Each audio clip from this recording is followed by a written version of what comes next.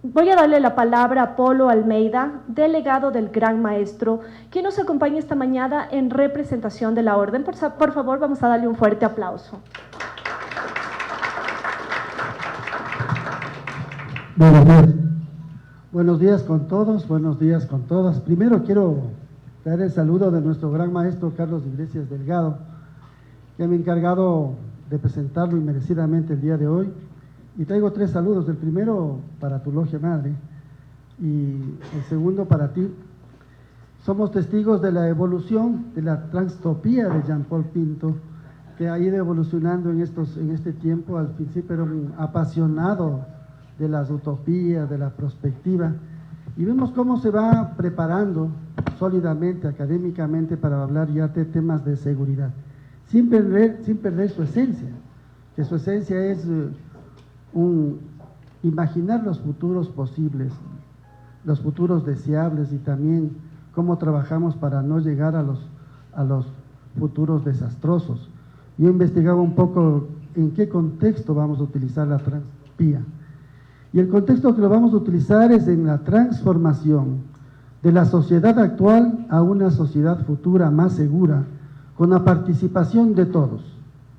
La propuesta no puede ser que el gobierno está mal, no puede ser que el municipio está mal, la propuesta no puede ser que nosotros estamos mal, sino que todos somos responsables, cada cual en su nivel. Si queremos un entorno futuro más seguro, necesitamos que el gobierno haga lo suyo, pero necesitamos que los gobiernos locales hagan lo suyo, pero sobre todo necesitamos que los ciudadanos hagamos lo que nos corresponde.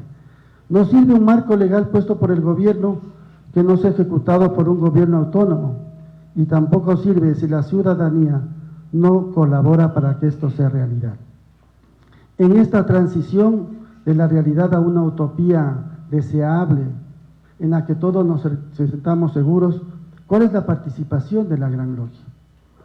La participación de la Gran Logia, pienso yo, es apoyar decididamente a todos nuestros hermanos que están preocupados y están diseñando los futuros deseables.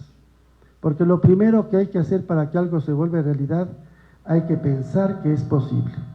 ¿Y cómo podemos evitar las realidades desastrosas? Es pensar también que son posibles y cómo caminamos para no llegar allá. Entonces, Jean-Paul, creo que será para nosotros un desafío leer. Les invito a que todos podamos comprar el libro, porque a veces todos pensamos que hoy deberían obsequiarse los libros. No, deberíamos colaborar con los hermanos comprando el libro, para que escriban otros. Y la colaboración, más allá de comprarlo, sería leerlo, y después poder conversar seriamente con él sobre nuestros acuerdos y desacuerdos que tengamos, para que juntos podamos, como Gran Logia, construir los futuros deseables, donde la seguridad no puede ser una utopía, porque es una necesidad de ahora, del futuro, y es una responsabilidad de todos. Y si es de todos, es una responsabilidad de la masonería. Te ofrecemos leerlos, Jean-Paul, y te animamos a seguir escribiendo, a que sigas construyendo, y estaremos contigo en este camino. Buenos días con todos.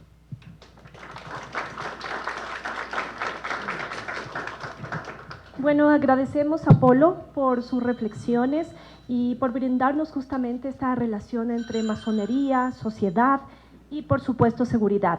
Y bueno, voy a presentar a las personas que conforman este conversatorio el día de hoy.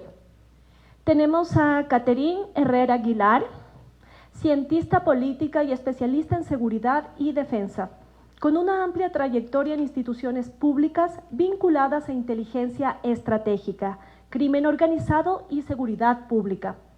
Actualmente se desempeña como asesora y consultora para organismos internacionales, fundaciones y gobiernos locales. Es además investigadora, docente, autora de publicaciones y libros sobre seguridad y defensa.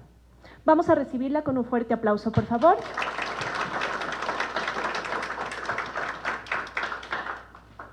También nos acompaña Cristina Pombosa.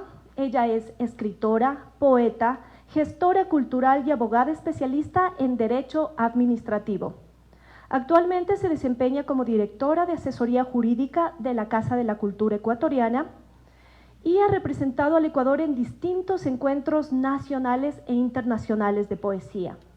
Es autora de obras como La Casa del Ático y Brujería, y además cofundadora del proyecto de mediación lectora Ven, te cuento un cuento. Un aplauso también, por favor, para Cristina.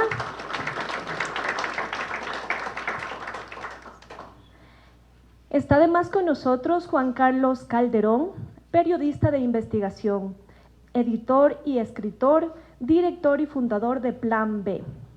A lo largo de su trayectoria ha trabajado en importantes medios del país, como por ejemplo Vanguardia, Diario Expreso, Diario Hoy, Vistazo y Tele Amazonas, consolidándose como una de las voces más reconocidas del periodismo de investigación del país.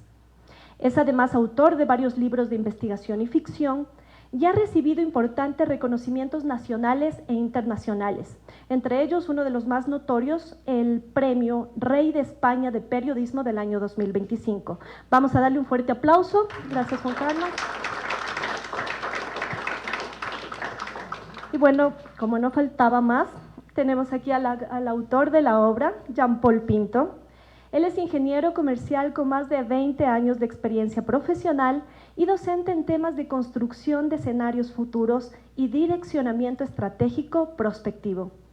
Ha sido conferencista internacional en más de 10 países y profesor de posgrados en universidades tanto de Ecuador como de Colombia. Ha sido conferencista internacional.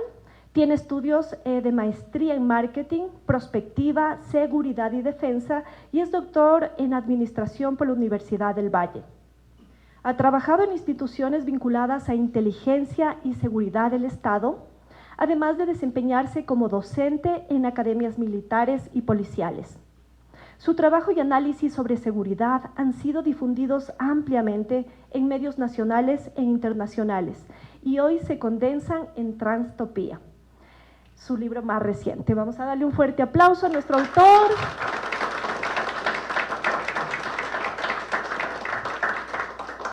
Y bueno, para empezar este conversatorio, por favor, quisiera darle la palabra a Caterine. Bríndanos tus primeras impresiones sobre tu obra y tu primera pregunta para Jean-Paul.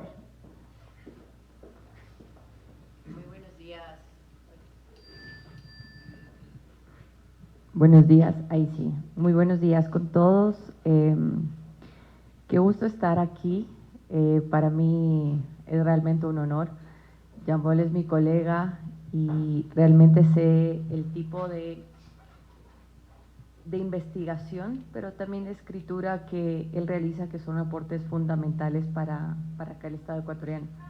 Siempre hemos hablado y mencionamos que cada vez que hay un evento coyuntural, ¿no?, que está a la moda, salen muchos especialistas, muchos, más bien, generadores de opiniones, etcétera, pero son muy pocos realmente los que se estudia, se prepara para temas como la seguridad defensa. Y claro, y uno de ellos es un gusto pues que seas tú. O sea, somos muy pocos dentro de este país que manejamos este tema, y la primera cosa que yo saco de este libro es que viene a combinar la parte de la ficción, vienes a reflejar tu parte de literatura, pero también lo tuyo, la inteligencia, que es el eje central para que todo país tenga una seguridad y obviamente una óptima defensa. Pero hay algo que me llama mucho la atención, es que cómo a través de la ficción comienza a armar estos escenarios caóticos que podríamos tener como Estado ecuatoriano. Hablas de que podríamos ir a un Estado fallido, hablas de que podríamos incluso tener esta paz mafiosa, haces comparaciones con otros países de cómo también funcionaron, ¿no? Pero hay una particularidad que menciona que aún hay tiempo, aún podemos revertir esta situación. Y cómo la primera forma de revertirlo es justamente dejar de pensar que la mano dura es el único camino para asegurar que tenemos seguridad. Entonces menciona la militarización, esa securitización, el uso excesivo de operativos, de esa falta de política pública, pues puede generar que nosotros caigamos como Estado ecuatoriano a un escenario caótico. Y algo súper chévere es cómo le haces esa relación en este libro con dos personajes que justamente trabajan estos temas de inteligencia, ¿no? Y hay una discusión, les voy a dar un breve anticipo para que ustedes se animen, adquieran este libro. Por ejemplo, me gusta una parte donde le dice, oye, la ministra se quiere disculpar contigo por el tema de la radio, se quiere disculpar por estas acciones, etcétera, pero justamente la protagonista ya es como, pero ¿qué hago más? O sea, en mis términos, yo le coincido como, ¿qué hago más si no hacen caso? ¿Qué hago más si es que lo que debería desarrollarse no lo están haciendo? De seguir así, vamos con ese escenario. Y es ahí en donde involucra e interviene otra parte, y es que para evitar esos escenarios terribles, ¿no? Esa perspectiva que nos da a través de este libro, menciona la importancia de tener el índice de desarrollo humano. Y es lógico, ¿no? O sea, cómo invertir en salud, cómo invertir en educación, cómo invertir en infraestructura, en tecnología, te ayuda a disminuir la ola de violencia, te ayuda a disminuir la criminalidad, que ciertos sectores sean tomados como sitios considerados altamente peligrosos, y que más bien incluso esto te puede ahorrar a un Estado, ¿no? Y claro, también haces unas recomendaciones, por ejemplo, en qué pasa con el sistema carcelario. Una vez que nosotros retomemos el control, pues vamos a dejar de operar esta paz mafiosa, esta corrupción, este uso excesivo de la militarización. Mencionas también dar funciones específicas a Fuerzas Armadas. O sea, una de sus críticas es, hey, les están cansando a nuestro personal, les están agotando. El exceso de operativos u operaciones, en lugar de reducir la criminalidad o estas estructuras criminales, va a generar un desgaste dentro de los miembros militares, que también te puede generar una afectación dentro de la seguridad, porque pueden ser víctimas de esta cooptación. Y claro, ahí también menciona, debemos también invertir en otros sectores, tienen que involucrarse otros actores. Y es una discusión de nunca parar, de lo que debería hacer, de lo que no debería hacer, y esa discusión hermosa en qué estado de democracia estamos. Entonces, dentro de este libro, yo creo que de las cosas más chéveres es esa pregunta que tú me le hiciste hacer. ¿Qué vale más? ¿Tener seguridad o tener democracia? ¿Hasta qué punto los estados pueden perder todas sus libertades, libertad de expresión, libertad, su derecho a educación, de salud, etcétera, por tener seguridad? Entonces ahí se me vino a la cabeza justamente El Salvador, que es uno de los países que lo conozco muy bien. Todos decimos El Salvador, un modelo exitoso, etcétera, que coincido contigo plenamente en que no aplica acá la realidad, no funciona. Pero a veces el uso excesivo de la militarización, el uso excesivo de ese securitismo, como bien lo plasma aquí en esta historia, con esas conversaciones largas, tendidas que tienen entre los protagonistas, ¿no? Es que vamos a llegar a un momento en donde vamos a normalizar esto. Y cuando normalizamos esta inseguridad, cuando normalizamos esta violencia, lo primero que vamos a tener es ciudades viviendo con miedo. Y el miedo te hace perder a ti esa noción de que necesitas derechos, necesitas apuntar a este índice de desarrollo humano para prevenir, pero también para actuar contra delitos del crimen organizado, delincuencia organizada. Entonces, mientras más miedo tengamos, menos democracia vamos a tener.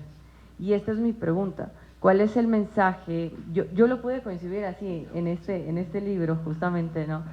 Pero ¿cuál es esa relación que tú lo haces? A ver, tenemos un excesivo uso de la militarización, tenemos un excesivo uso de esta mano dura, no hay política pública. Mencionamos muchísimo el tema de inteligencia, y tus protagonistas pues justamente dan a notar por qué la inteligencia, sobre todo estratégica, tiene que ser el centro pilar para tener seguridad dentro del Estado ecuatoriano. Pero hay un quiebre, porque nos estamos quedando mucho en inteligencia táctica operativa, pero que no se eleva a una inteligencia estratégica, y que mucho menos te va a permitir elevar esto a una política pública. ¿cómo desde la experiencia de tu libro, Transtopía, tú nos puedes decir a los ciudadanos, decir a tus colegas, cómo podemos lograr que se tenga política pública para tener seguridad sin vulnerar nuestra democracia? Gracias por tu pregunta, que además es una pregunta central, porque yo lo que sostengo es que lo más triste que nos puede pasar es que tengamos que sacrificar la democracia, los derechos por la seguridad. Es un poco el modelo de Singapur. Ustedes pueden estudiar a Singapur, es el 6º país más seguro del mundo, pero en Singapur no hay libertad, no hay democracia. El mismo partido de Lee Kuan Yew gobierna este país desde el año 1965 y no ha habido recambio desde esa época. Entonces, yo diría lo triste es que funciona, porque no podemos decir que no funciona. Singapur es muy seguro.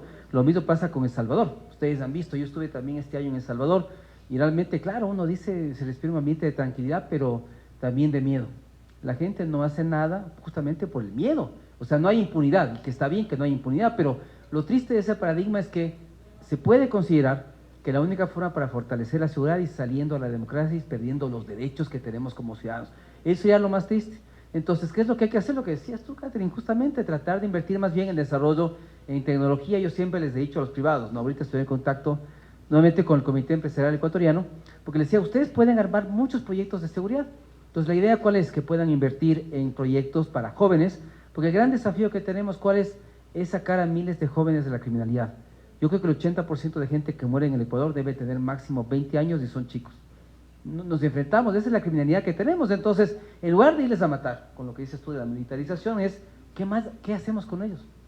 ¿Quién les está proponiendo becas de estudio, un primer empleo, un capital semilla para emprender? Sacarles de las zonas de violencia en la que viven es muy fregado. Entonces, yo diría que lo que nos falta en la política pública es eso, es pensar más en esos jóvenes, en esos adolescentes, en esos niños que están inmersos en la criminalidad y darles oportunidades, porque lo más triste que puede pasar a futuro, como dice Kate, es que pensemos que el único paradigma vigente y el único paradigma exitoso de fortalecimiento de la seguridad es salir de la democracia, ¿no es cierto?, y quitar derechos, ¿no es cierto? Está el famoso caso de los spin dictators, de Orbán en Hungría, de Putin en Rusia, de Trump en los Estados Unidos, de Bukele en El Salvador, que justamente quieren hacer creer que la única forma en la cual podemos llegar a un desarrollo, a una seguridad, es a través de un gobierno dictatorial, autoritario.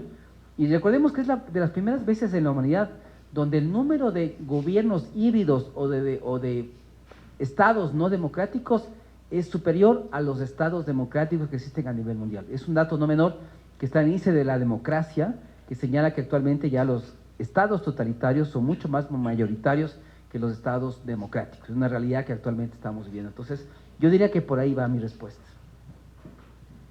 Agradecemos mucho estas importantes reflexiones de Catherine y de Jean-Paul. Y bueno, ahora quisiera darle la palabra a Cristina, por favor, que nos compartas un poco tu mirada acerca de este libro y puedas iniciar conversación con Jean-Paul.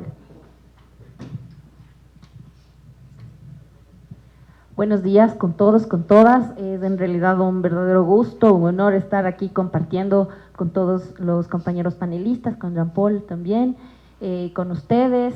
En realidad, cuando Jean-Paul me pidió que haga una revisión de carácter de estilo del libro, para mí fue un gran gusto y un gran honor trabajar. Además de que puedo decirles de primera mano que este es un libro que no solo reúne una historia que a uno le atrapa, ¿no? Una historia que se vuelve muy ecuatoriana, muy vívida. Vamos a encontrar cosas que ya hemos vivido como sociedad, como país, sino que también nos trae elementos de la seguridad de carácter técnico, con un enfoque objetivo, con un enfoque que nos enseña también sobre los desafíos que tiene la seguridad y toca esas fibras sensibles, esos pensamientos, esos criterios que tal vez nosotros tenemos preconcebidos, un tanto por el miedo que atravesamos como sociedad a la delincuencia, pero también por el trabajo o digamos, la influencia que pueden tener también los medios de comunicación masivos alrededor de este tipo de procesos.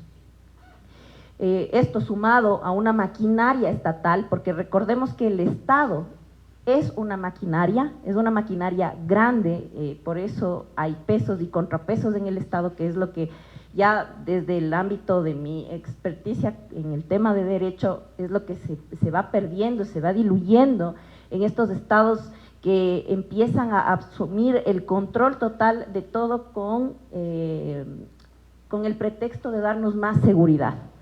Se pierden estos pesos y contrapesos y los que perdemos en realidad somos todos. Tenemos un problema grave porque sí, tal vez el día de hoy están capturando lejos de nosotros, son otros los que están inmiscuidos en problemas, están muriendo, pero pronto, si esto avanza, será en nuestra puerta o la puerta de nuestro vecino a la que topen y ahí vamos a sentir en realidad el terror de permitir que se nos quite la libertad.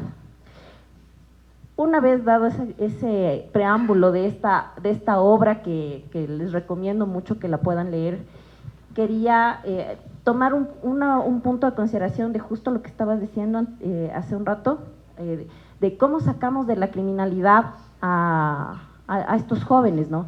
Muchos de los jóvenes que están en condiciones, en situación de pobreza, racializados y excluidos, no tienen otra opción. Es decir, crecen en medios adversos, crecen con problemas de carácter estructural, porque el problema de la seguridad también es un problema estructural. Hablabas de emprendimiento, de capital, de todo, pero yo sí quiero hacer un llamado también a que no podemos pensar que vamos a sacarles a todos los chicos de ahí, porque eso es mentirnos. ¿Qué es lo que tiene que hacer el Estado? Desde mi perspectiva, desde mi visión, es ingresar ahí, ingresar en esos barrios populares, en esos barrios racializados, empobrecidos, discriminados. ¿Con qué? Con cultura, con arte, con deporte. Los niños, los muchachos que son tocados por el arte, por la cultura, por el deporte, entienden que sí hay otras posibilidades. Se llenan de sensibilidad porque el arte, la cultura, el deporte nos permiten sensibilizarnos ante el mundo. Pero si nosotros, en lugar de asignar más recursos a cultura, a educación, a deporte, lo que hacemos es quitarle presupuestos cada año y empobrecer cada año más, precarizar cada año más a las instituciones y a los sectores de cultura, educación, deporte, y destinamos todos estos recursos a construir cárceles, creo que no estamos atacando el problema estructural.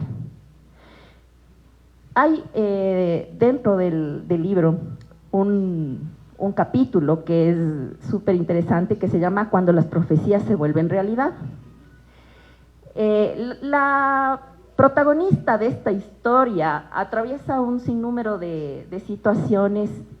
El capítulo anterior habla sobre un sueño premonitorio que ella tiene y que le da un terror que se vuelva, ¿no? Pero después empieza a ver que esto se vuelve real, se vuelve tangible. Y yo con mucho, no sé, estupor puede ser la palabra, no quiero utilizar la palabra miedo, porque si nos llenamos de miedo, nosotros mismos nos coartamos nuestra propia libertad y la capacidad de acción, pero sí me llena de estupor que en el 2025 fue que Jean Paul me pidió que por favor haga una revisión de esto. Muchas de las cosas que yo leí en este libro, en la primera parte, son un poco históricas, un poco de la realidad, pero de la mitad o del 60% del libro en adelante son como proyecciones. ¿Qué puede pasar? ¿Qué pasaría si? Y este libro, ¿no? Cuando las premoniciones se vuelven realidad, después nos abre a otros capítulos en el libro que nos dicen, bueno, ¿qué puede pasar si nosotros permitimos que ocurra esto? Esto fue en el 2025. Y a finales del 2025, inicios del 2026, tenía yo una conversación con Jean Paul y yo le decía que me parecía increíble que muchas de las cosas que se supone que eran la premonición del futuro, de lo que podía pasar, ya estaban pasando en el país. Ya estaban pasando, y son cosas que Jean Paul las describió en el 2024, que empezó a trabajar este libro, en el 2025 que lo estábamos desarrollando, y entonces todo va marcando una línea de proceso que nos va conduciendo a un final, ¿no? Que esperamos no llegue, porque al final somos todos quienes decidimos.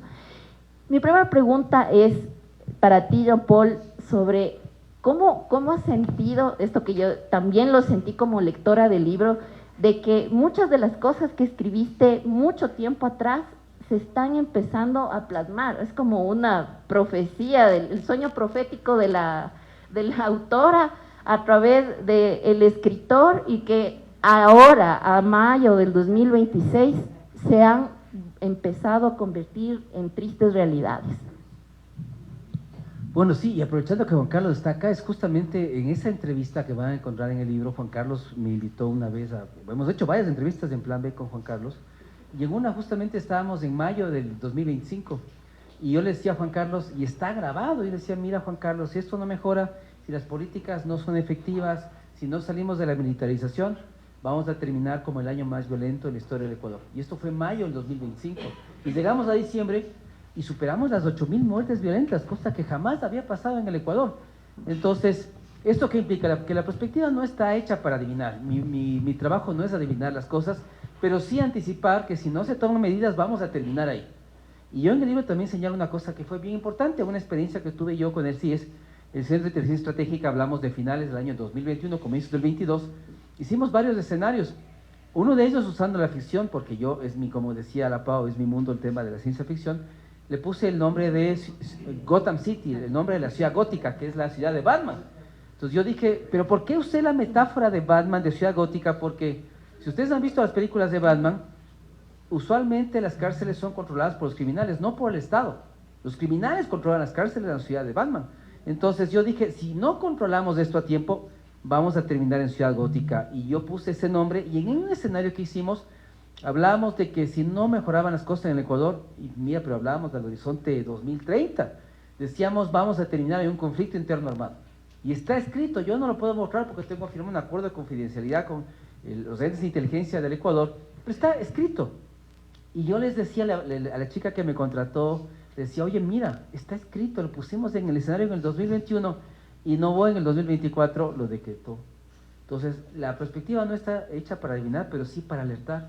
Y decir, si usted no mejora, no hace lo correcto, no se equivoca en las políticas públicas, usted va a terminar ahí. Y hemos terminado ahí. Entonces, como dice justamente la Cris, era increíble, pero conforme escribí el libro, había cosas que yo sobre las cuales especulaba y conjeturaba, y después de un tiempo ya sucedían. Y yo decía a Juan Carlos, oye Juan Carlos, mira, el video de la entrevista que hicimos en mayo, ahí está escrito cómo terminamos del Ecuador en 2025. Entonces, mi trabajo es básicamente ese, anticipar, alertar, prevenir, y lo triste es de eso, es acertar, porque a mí no me da gusto acertar. O sea, miren, yo también recuerdo otra anécdota, estaba en el año 2008, trabajaba yo para el Ejército, hice una consultoría para la Dirección de Planificación del Ejército, luego volví a hacer otra en el 2010, e hicimos unos escenarios donde había una insurrección, pero esta vez desde el punto de vista militar. ¿Sí? Los militares hacían una insurrección, y venían los policías y socavaban todo y lograban otra vez la estabilidad en el país. Y eso hicimos en el 2008, me volvieron a contratar en el 2010 en la DDI, me acuerdo en ese tiempo con Gustavo Cabrera, me parece que era un general que estaba activo en ese momento, e hicimos unos escenarios que un mes después, más o menos decantaron en el 30 de septiembre, que todos conocimos, que fue justamente ahí en el Hospital de la Policía. Pero eso, ¿por qué lo hicimos? Porque había unos indicios, había unos hechos que estaban en curso que nos permitieron configurar ese escenario. Entonces, es interesante, y bien que lo dijiste, Cris, pero es increíble. Ustedes van a encontrar un libro que fue escrito, como dice Cris, yo lo escribí a finales del 24, entonces la gente a veces me pregunta, ¿cómo se escribe un libro? No, entonces, yo me acuerdo por aquí está María Fernanda, su hijita María Paz, que tiene 10 años, ella aquí escribe, me dice, pero ¿cómo se escribe un libro? Y yo le decía, mira, es que no es que tú te levantas a las 7 de la mañana y comienzas a escribir, y después dices a las 5 voy a escribir, y después a las 10, sino que te nace ese rato. Yo estaba en la cafetería del Dan Carton y dije, voy a escribir ahora, ya ahorita voy a escribir, y empecé a escribir, porque las cosas te nacen ese rato. Pero conforme iba escribiendo, yo decía, tengo que publicar rápido, porque las cosas que estaba escribiendo en el libro estaban comenzando a pasar, y a mí me daba esa angustia, ¿no?, de que piensen que yo escribí después de que pasaron los hechos, cuando es al revés. Yo escribí antes de los hechos, pero parecía que conforme yo escribía unas líneas, esas líneas de ficción se transformaban en líneas de realidad y de contexto histórico, porque ahorita ya es el contexto histórico como tal, y así que yo sufría porque no sacaba el libro en el 25, Cris lo editó, después lo editó otra persona, después la universidad me dijo, sí, te apoyamos, vamos a sacar el libro, luego se atrasaron, hasta que bueno, por fin, ¿no es cierto?, salió el libro, y luego también aquí está mi editor, también Camilo Larrea, que está al fondo ahí en incógnito, y es chistoso, pero habíamos quedado en trabajar juntos hace mucho tiempo, y yo salía de una entrevista en Radio América, ahí en las Naciones Unidas y Amazonas, y nos encontramos en el metro, creo que en la entrada al metro, y me dijo, ahorita nos sentamos a ver qué hacemos. Y así salió el libro. Y la portada que ustedes tienen acá es la portada que hizo Camilo, que es una portada increíble, cuando la gente ve este libro le encanta la portada, pero es la trastopía. Entonces, yo digo, a veces del azar y la suerte hacen bien las cosas. Y de la que nunca nos habíamos sentado con el Camilo en ninguna parte, y que siempre le prometí, le decía sí, mañana, la semana que viene, nos encontramos en la calle, y de ahí se dio ya luz verde al libro que ustedes ven ahorita. A la UTEC también, está por llegar tal vez la gente de la UTEC, pero sin ellos el libro no tendría existencia. Entonces, sí, yo digo, este libro es muy interesante, lo van a ver ustedes y van tal vez a sentir lo que sentía Cris, de que fue premonitorio, o sea, realmente fue premonitorio, y por eso yo me esperaba por sacar el libro, pero entonces yo digo, no, ya cualquier rato ahí Juan Carlos volverá a hacer la entrevista, y esperemos equivocarnos, ¿no?, porque tú me has entrevistado este año, y yo desde el principio he dicho lo siguiente, ¿no?, es una profecía que dije que si nos volvemos a equivocar más veces, esto si me puedes entrevistar más bien. Yo digo siempre que no, el año más violento no será el 27, será el 28, será el 29. Y eso es una profecía que hice yo a principios de este año. Yo las hago para equivocarme, no para acertarse, no para equivocarme, porque yo espero que si el gobierno me escucha, que sé que me escucha porque siempre están pendientes de lo que hago, yo espero que hagan algo para que eso no pase. Entonces las profecías son autodestructivas. Uno hace profecías no para que se cumplan, sino para que se destruyan. Y alguien destruye esas profecías en el camino, y eso espero un poco qué es lo que pase, ¿no? Bueno, muchas gracias Cristina, Jean-Paul, por estas reflexiones tan necesarias y también por compartirnos estos datos curiosos detrás de Trastopía. Y bueno, ahora quisiera invitar a Juan Carlos, por favor, que te unas a esta conversación y nos des las impresiones del libro, por favor. Muchas gracias, buenos días. Un honor, Jean-Paul, es la segunda mesa que me honra participar en el lanzamiento de tu libro, y un honor estar en Pasos Perdidos de mi querida y amada Gran Logia Equinoccial del Ecuador. Por favor, en mi currículum, miembro de la Benemérita Logia Antonio José de Sucre número 10. Y yo creo que Jean-Paul le estaba enseñando mal a la niña, es decir, esto de que yo me pongo a escribir cuando me nace. Jean-Paul es un académico esencialmente, es un estudioso, y eso requiere una disciplina. Escribir un libro es un acto de necedad, primero, y segundo, un acto de disciplina personal y profesional. Y yo agradezco el libro de Jean-Paul, uno de los, el último de los libros, porque él hace, según habla del título, la trastopía, es decir, un tránsito entre la distopía y la utopía. Es decir, así estamos, y esa es la primera parte que menciona, ¿no es cierto?, mi colega de panel. Y una segunda parte es decir, bueno, ¿cómo podemos y qué va a pasar en todo este proceso? Dependiendo de los hechos. Jean-Paul es un hombre de hechos, no es, digamos, la perspectiva no está hablando de ficciones, no está hablando de futuros imaginados, tiene una base real, tiene ahí unos cimientos muy rígidos, interpretados además que son los hechos. Nada puede cambiar los hechos ni reemplazar a los hechos. Eso como periodistas lo sabemos mucho, aunque hay algunos que les encanta inventar tonterías. Pero de hecho, por ejemplo, decir que todo eso parecía ciudad gótica es falso, no es tanto, porque en ciudad gótica no gobiernan los criminales, aquí sí. Entonces, es peor. A mí me parece que Jean-Paul haya recogido sus intervenciones, su palabra, durante estos varios meses, y que haya sido editado en forma de libro, también es una apuesta cultural importantísima. Yo creo desde una visión de la seguridad desde lo civil, ¿sí?, no desde lo militar, Yo soy respetuoso de los militares, soy hijo de un militar, tengo una formación, nací en un cuartel, mejor dicho. Entonces, pero creo que desde lo civil faltan voces claras, más firmes, para precisamente contrarrestar esta visión militarista, seguritista, con perdón de la expresión, y además en un sentido que obviamente los estamentos militares y policiales están felices con una guerra. Entonces es el punto ideal, es el futuro imaginado, se preparan para eso. Hay militares que se preparan 30, 40 años para una guerra que les dura un mes, como pasó en el CENEP. Y ahora tienes ya 2 años de guerra. Pues, ¿no? Pateas puertas, desapareces gente y eres feliz. Entonces, me parece que eso es importante comprender. Y ahí mi pregunta, Jean Paul.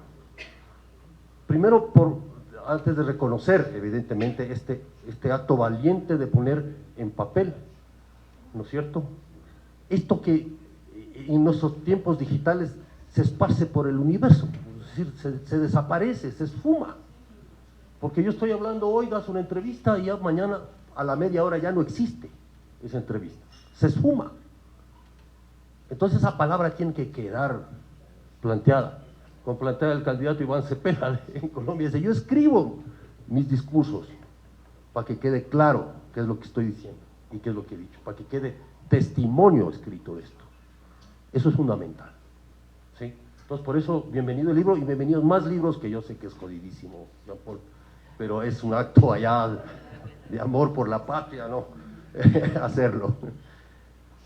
El presidente, y ya me pregunta, acaba de decir en Washington que este momento en el Ecuador hay 80.000 hombres y mujeres en armas, de los lobos, los tiguerones y los choneros. 80.000 hombres y mujeres.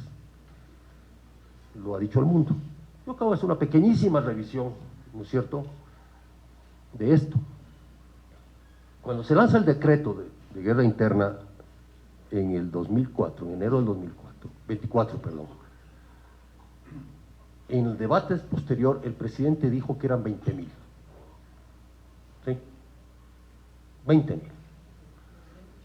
6 meses después se cambia un poco la estructura, porque hemos ido cambiando planes, ¿no? O sea, ahora sí la solución final, mejor dicho, ya para el problema, cada 6 meses.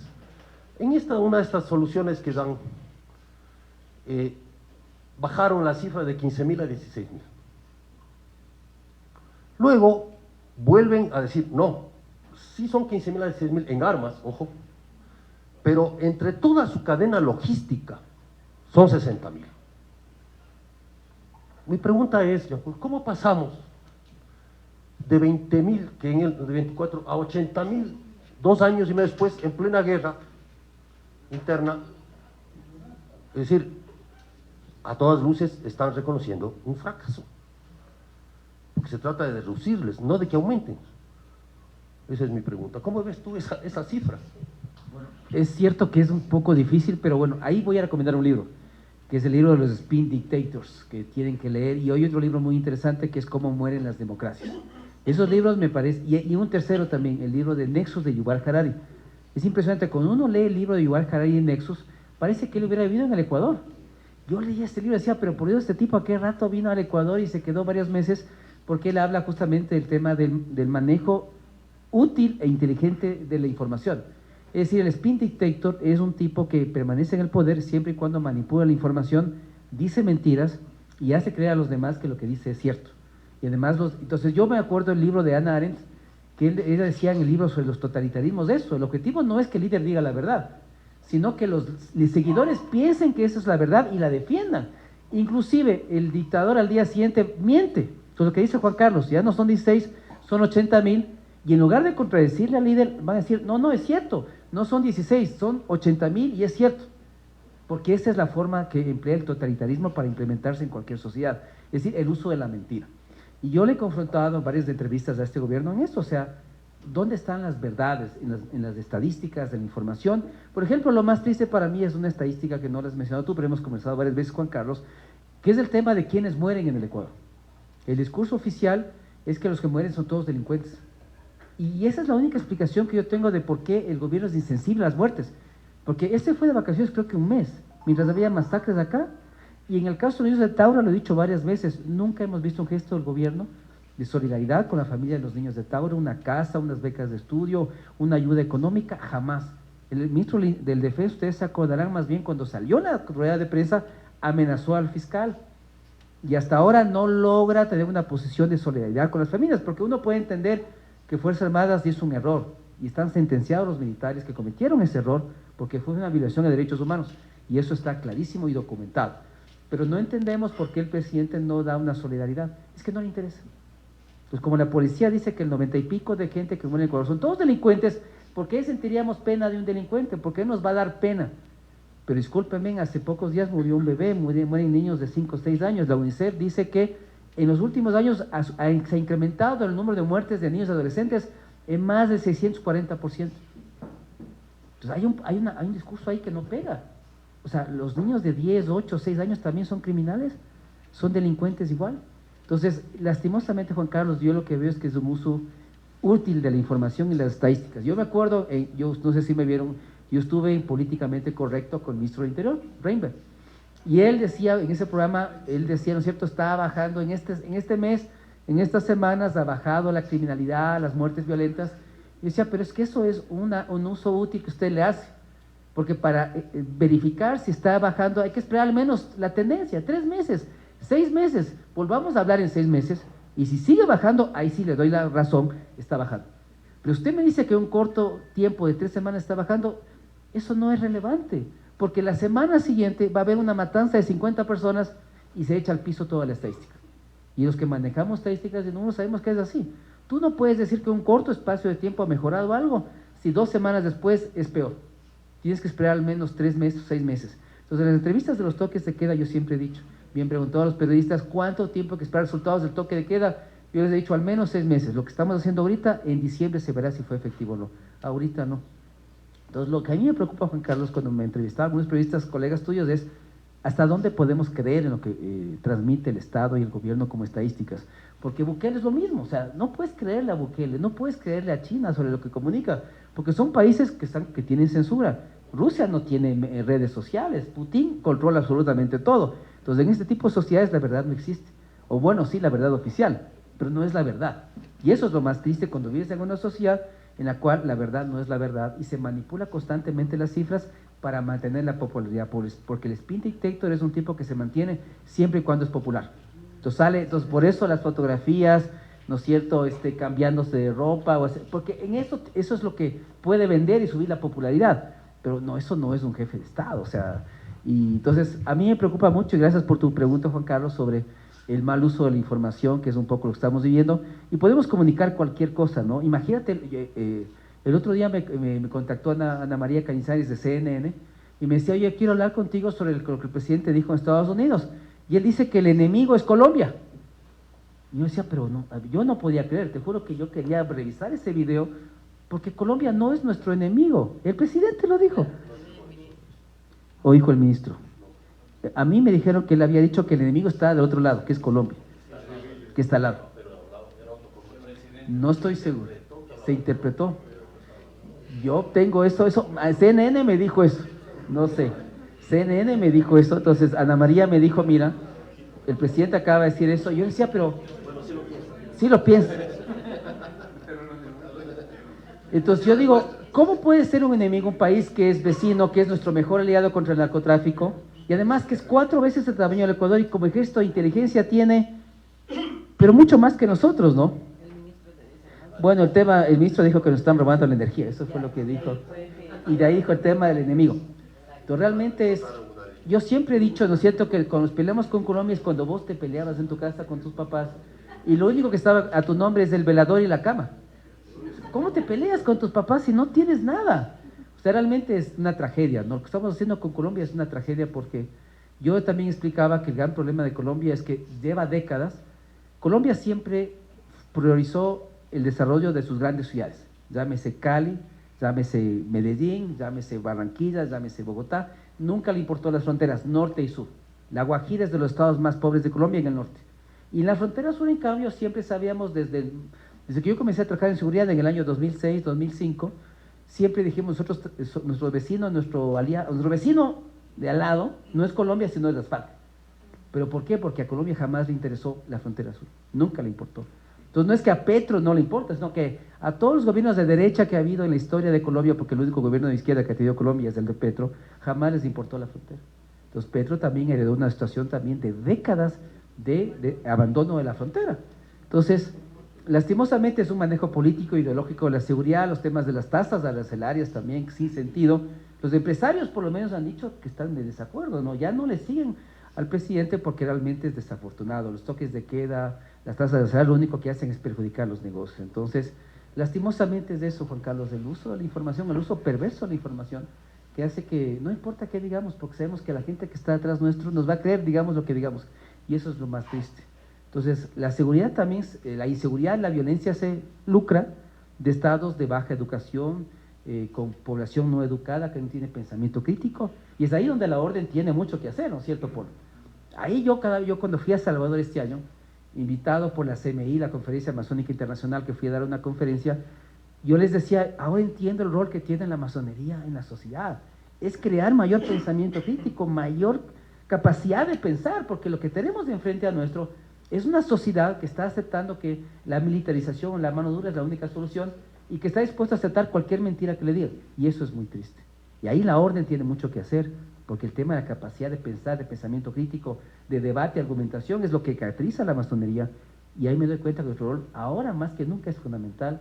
Inclusive en los capítulos de Molay que tenemos con chicos jóvenes, me parece que desde ahí hay que comenzar a trabajar, porque si no vamos a terminar en una sociedad, que es la que describo en el libro, que es una sociedad distópica como tal. Ojalá y no terminemos ahí.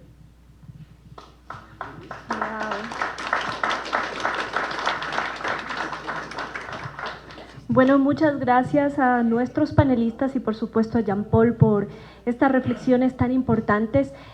Creo que todos en esta sala estamos con más curiosidad de leer Transtopía y bueno, esa es una buena señal para un libro.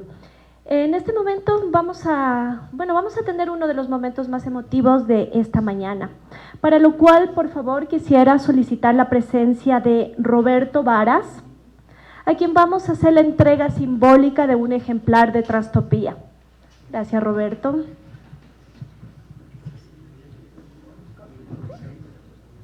Roberto está en representación del gran maestro. Vamos a darle también un aplauso, por favor. Roberto, gracias por tu presencia.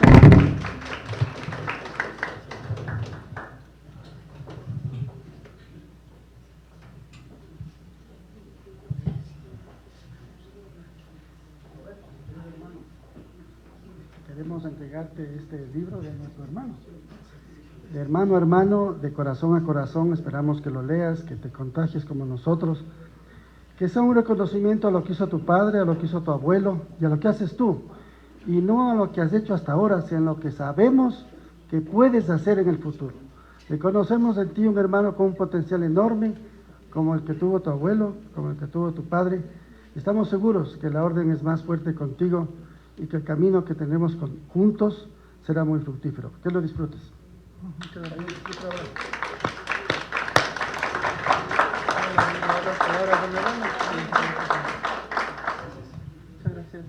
Sí, yo quisiera explicar esta entrega. Hoy día, en principio, estaban invitados masones muy antiguos, que fueron mis maestros, varios de ellos. Roberto Varas, que es justamente el abuelito Roberto, que se acaba de iniciar en mi logia madre, que es la Escuela de Logia Simbólica 2 de agosto número 31, pero que lastimosamente su situación física y personal no le permite estar acá, pero le delegó a Roberto, a su nieto, para que le entregue el libro. Para mí era importante un poco hacer homenaje a mis maestros. Roberto Varas, tu abuelito uno, Vladimir Basante es otro, lastimosamente hablé con Vladimir ayer, pero estaba un poco disminuido. Jaimito Egas Daza, que también aquí están varios hermanos de mi taller, está Juan Carlos, que es todavía el venerable de la logia, todavía hasta el día martes. Goleadoras contadas, estamos entregando ya este periodo. Yo fui el secretario del taller durante todo este año y es increíble. Voy a contar un poquito rápido lo del martes. Tuvimos una tenida blanca de gala de aniversario de la logia y Jaimito tiene, ¿cuántos tiene tu padre? 83. Y uno dice, bueno, a los 83 años yo no sé si voy a llegar primero, pero si yo llego. Entonces él dio el discurso y era impresionante, ¿no? Habló como una hora, 45 minutos, y él comenzó a hacer historia del taller, y comenzó a hablar de todos los venerables que han vivido en toda la época del taller, ¿no? Y dijo nombre por nombre 35 personas con 2 nombres y apellidos en el orden correcto y sin equivocarse, y sin detenerse a pensar si se estaba olvidando algo. Nunca había visto eso en una persona, un discurso tan increíble, que todos nos quedábamos así, era el toque de qué, estábamos todos viendo el reloj, pero no queríamos cortarle al Jaimito, y mi Jaimito no pudo venir, pero eso es otro de mis... Y yo estoy ahí en el taller porque yo siempre le dije a él, si yo vengo algún día al taller es porque vos estás ahí, y eso lo cumplí, y fui a la Eloy Alfaro. Y también la Rosy Ríos, lastimosamente, también tuvo un percance ayer, pero una maestra amazona muy antigua, a la que quiero mucho igual, y que espero verle pronto, también le prometí un ejemplar, porque también quería que este proceso de estar acá también sea un proceso de homenaje a algunos maestros que he tenido yo. Otro que tengo acá presente, que es el Jorgito Díaz, que me acompañó desde que me inicié, y fue el primer gran maestro que yo tuve acá en la GLEDE, así que también, gracias por haber venido, pues tengo grandes hermanos, ahí también está el Danilito, también el gran secretario que le veo por acá. Entonces, pues, quería hacer este interludio para hacer la segunda parte del conversatorio, pero haciendo un pequeño homenaje a ciertos masones emblemáticos como tu papá, que lo conocí cuando me inicié acá en el año 2010, y por favor que le hagas llegar el libro, pues para mí es un gusto que lo tengas. Muchas gracias, Leri. Y bueno, vamos a continuar con este conversatorio que está bastante profundo e intenso. Así que quisiera darle la palabra, por favor, a Juan Carlos. Iniciamos esta segunda ronda de reflexiones. Y también, entreguémosle también a Jorgito Díaz también, aprovechando que ha venido. Le voy a entregar yo a Jorgito también, por favor. Adelante. Jorgito, adelante.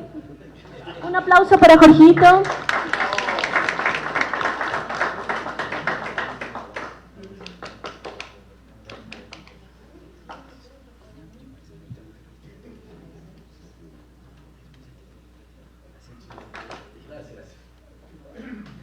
Muchas gracias, un aplauso.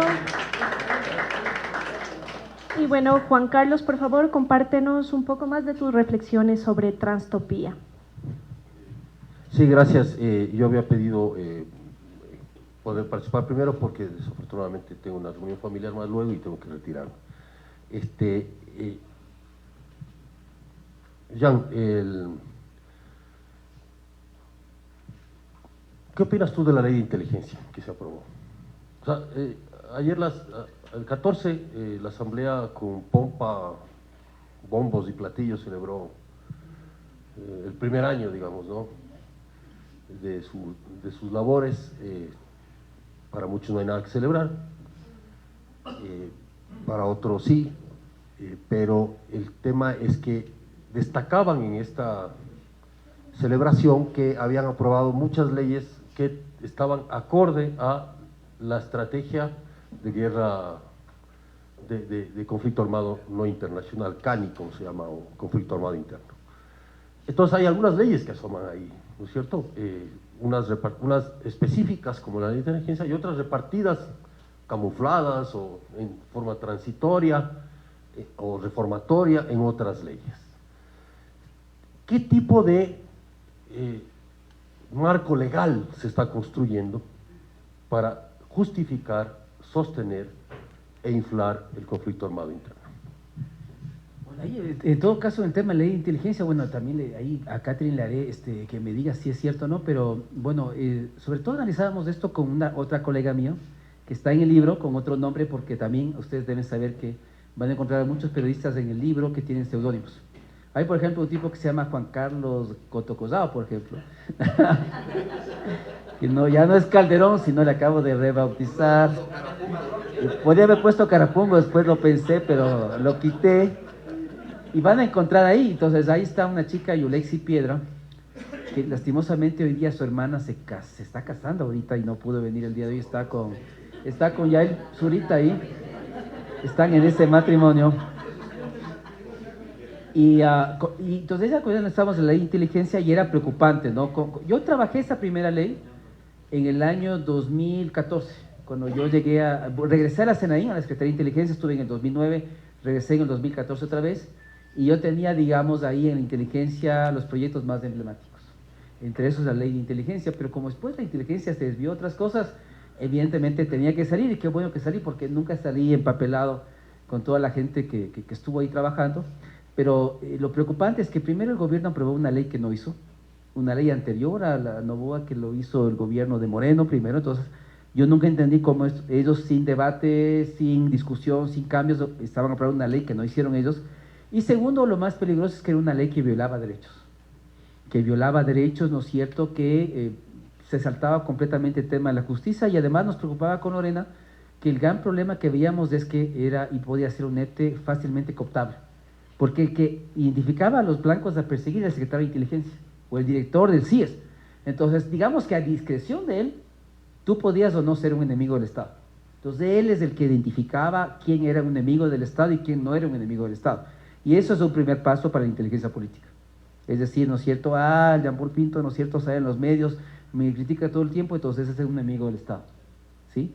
Y varios colegas míos, incluido creo que Catherine, han recibido amenazas de muerte por eso, por decir lo que piensan, porque yo tengo otro colega general del ejército, fue comandante del ejército, digo, igual que se comenzó a meter en ciertas cosas densas de contratos del Ministerio de Defensa y que fue amenazado de muerte, y no sé si sigue aquí o está fuera del país, estaba en Brasil, pero ese es el problema. Entonces, qué bueno que la Corte Constitucional paró eso, frenó la ley no está en vigencia, la ley está frenada por la Corte Constitucional, porque justamente era una ley que violaba derechos, que generaba persecución, y además no hacía un tema que para nosotros era cable. Con Lorena lo hemos conversado muchas veces, Lorena Piedra, que es el tema del plan de carrera de la gente que trabaja en inteligencia. Es decir, el gran problema de inteligencia es que yo cuando lo viví hace mucho tiempo, estaba lleno de gente del gobierno, afín al gobierno de esa época.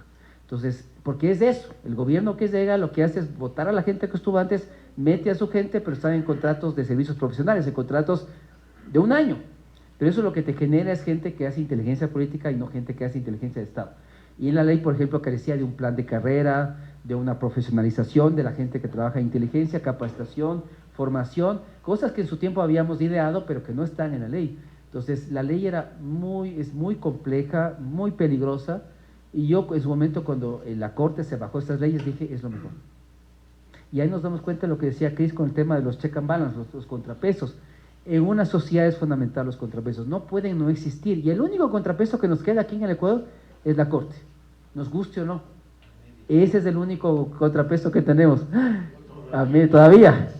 Porque claro, o sea, si alguien me pregunta, por ejemplo, en el tema de los medios, Juan Carlos, no sé si estará de acuerdo conmigo, pero yo siento, por ejemplo, que a mí me ha invitado menos, no porque piense que tal vez no, puede que digan que no es interesante lo que digo, no lo sé, a Catherine igual, no lo sé, pero me doy cuenta que cada vez están siendo más cooptados por el gobierno, y les da miedo invitar a gente que saben que le va a criticar al gobierno, y hay medios que ya no me contactan, pero que yo sé que tienen una línea de comunicación directa con el gobierno.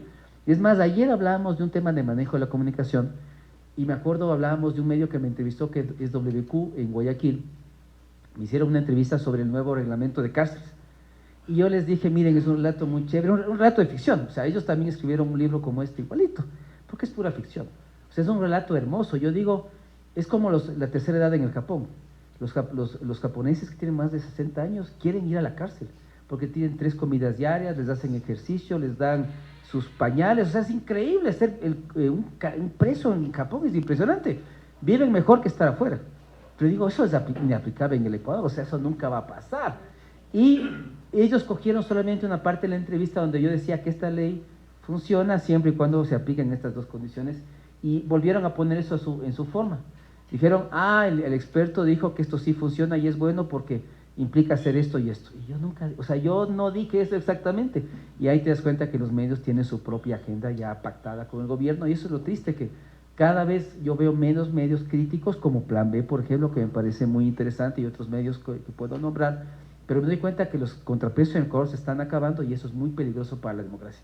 Tenga o no tenga razón el presidente, la inexistencia de contrapesos es un peligro inminente, real, muy peligroso, que hace que podamos salir fácilmente de la democracia, es algo que no debe pasar. Entonces, eso es lo que te comento, mi querido Juan Carlos, sobre tu inquietud, pero sí, no, sería un desastre.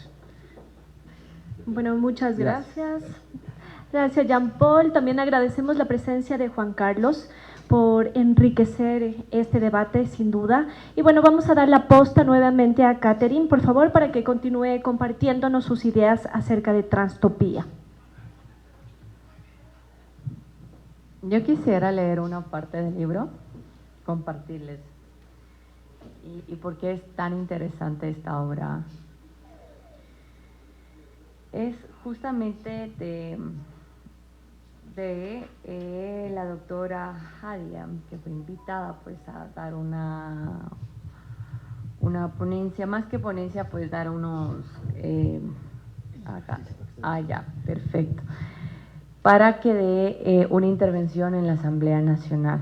Entonces ella menciona, a ver, pasa esto, menciona lo otro, un poco de diagnóstico, pero luego al final hace justamente una reflexión de qué es lo que se nos viene, ¿no? Y quiero citarle porque en la primera parte nosotros ya de una u otra forma, y nuestro autor también ya incluyó a ver qué está pasando con Ecuador, qué sucede, un poco de diagnóstico, pero ahorita ya debemos pasar a qué es lo que debemos hacer, cuál es ese escenario, cuál es ese futuro, cuáles son esas acciones. Entonces, dentro de la obra menciona así: quisiera comenzar mi presentación con una famosa frase de Maquiavelo, quien sostiene que no se debe tener en cuenta únicamente los desórdenes presentes, sino que también debemos anticipar aquellos que el futuro pudiese generar, ya que cuando tomamos medidas adelantadas, las curas se encuentran fácilmente, pero si tardamos mucho y lo dejamos que las cosas sigan su curso, el mal se vuelve incurable por su nivel de malignidad y por la profundidad de sus raíces.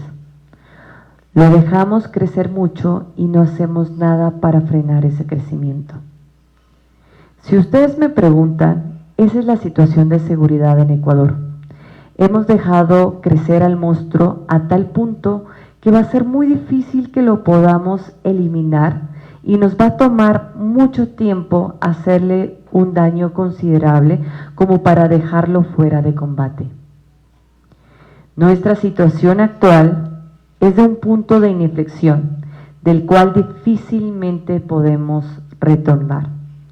Si no tomamos estrategias rápidas para prevenir lo que actualmente estamos viviendo, no tenemos derecho al error. También es importante no mentirle a la gente y decirle que esto se resolverá rápidamente, cuando en verdad nos tomará entre 10 y 20 años salir del hueco en el que estamos. A Medellín le tomó 22 años pasar de una tasa de homicidios de 391 a 20.000 por 100.000 habitantes. Este es un referente importante que podemos tomar en cuenta y sería bueno que invitemos a expertos colombianos para que nos explique de qué manera se produjo el milagro. Por otra parte, como bien lo señaló Hernán, el país necesita medidas integrales.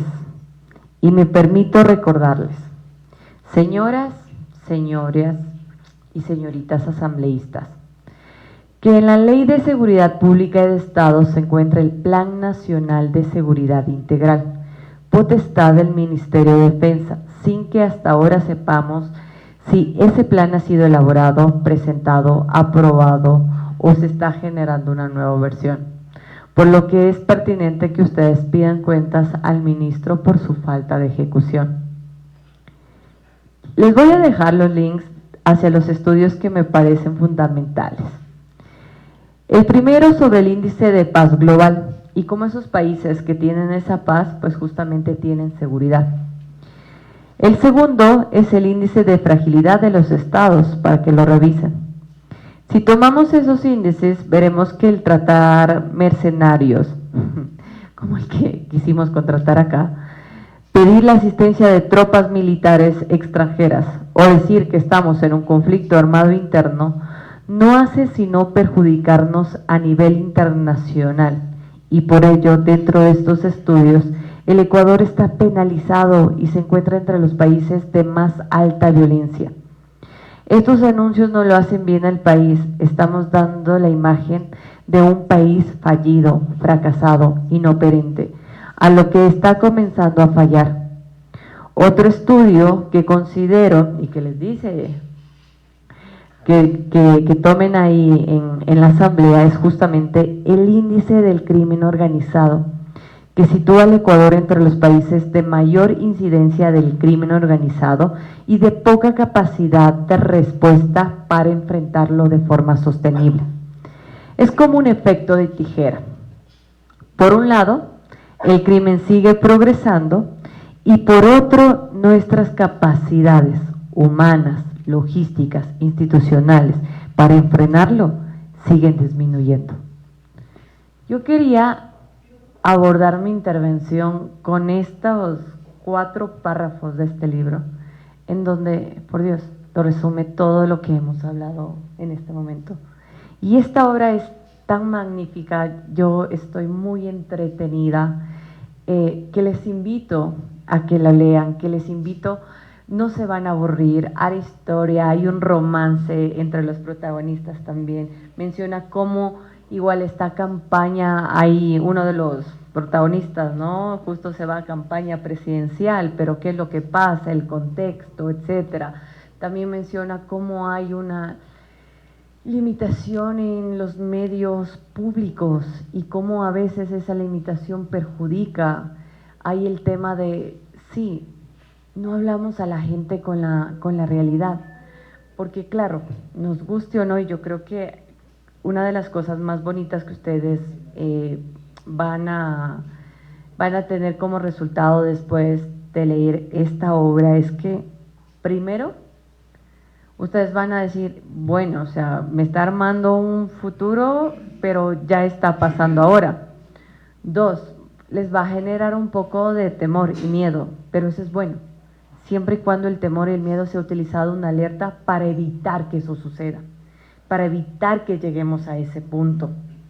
Tercero, van a entender con este libro que no solo es un tema de Fuerzas Armadas o Policía Nacional, si es que no hay el involucramiento principalmente de política pública, de estrategia, y que desde ahí siga bajándose para acciones, tanto en la seguridad, tanto en la inteligencia, tanto en lo social, económico, es innegociable.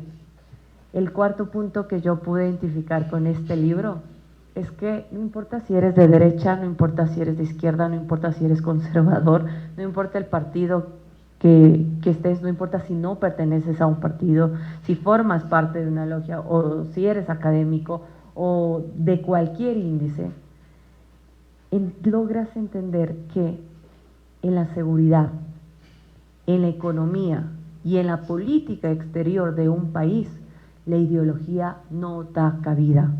Es intereses. ¿Qué necesito yo para que mi población esté bien? ¿Qué necesito yo para que los intereses de mi país estén bien? Ejemplo claro que ya lo mencionó Jean Paul, por ejemplo. ¿Cómo podemos nosotros poner una tasa comercial o generar una crisis diplomática innecesaria con uno de los países que tiene más de 50 años el conflicto armado y que nos ha afectado directamente a nuestra población?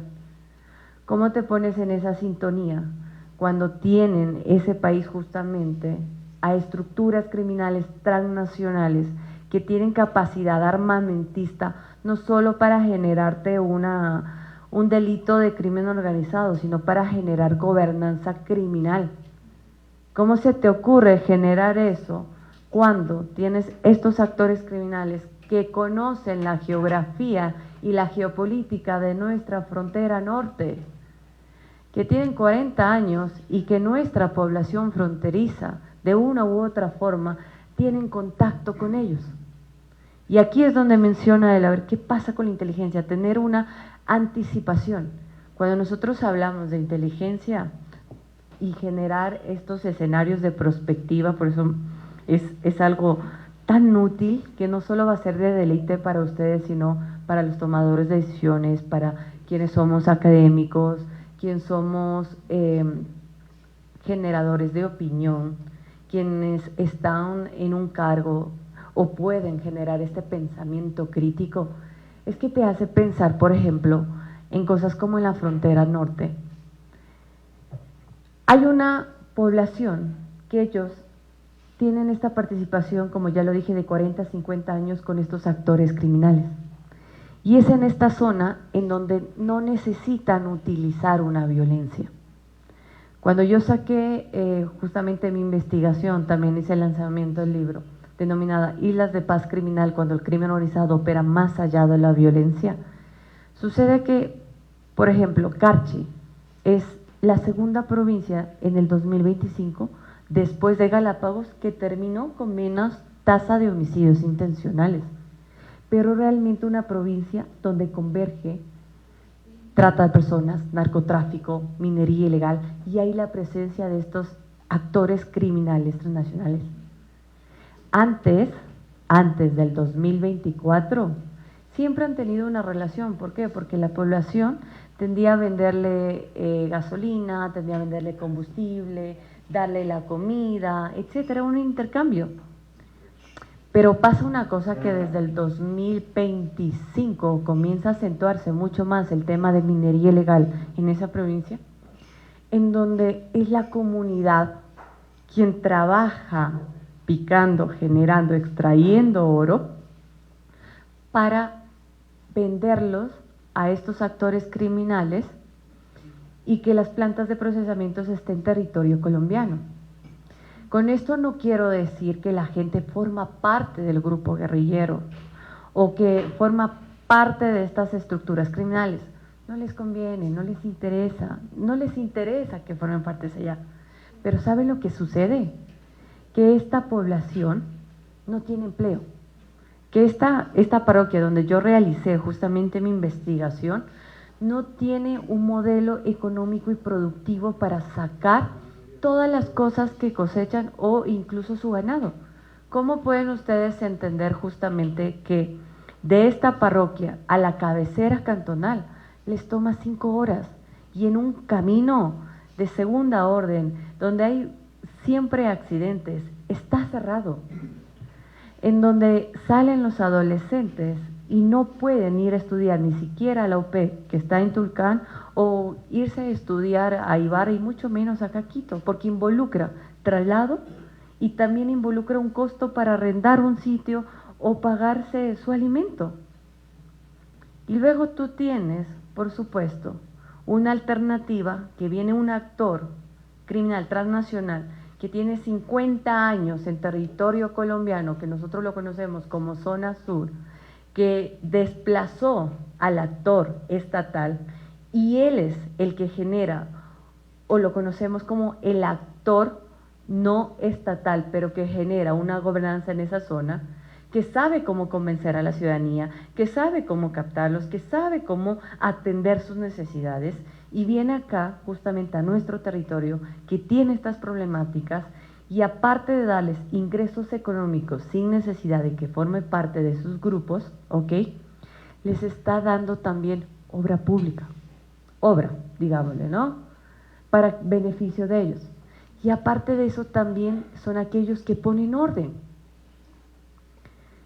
Esto ya lo veía, ya lo mencionaba, cuando decía cómo estos actores van a comenzar a actuar dentro de las dinámicas de la sociedad. Y hay algo que quisiera sumar, y con esto digo, wow, se me va a confirmar, porque yo también, yo soy analista de inteligencia estratégica, y les menciono que ya no es el tema de que el Estado no esté presente, y con este libro lo confirmo.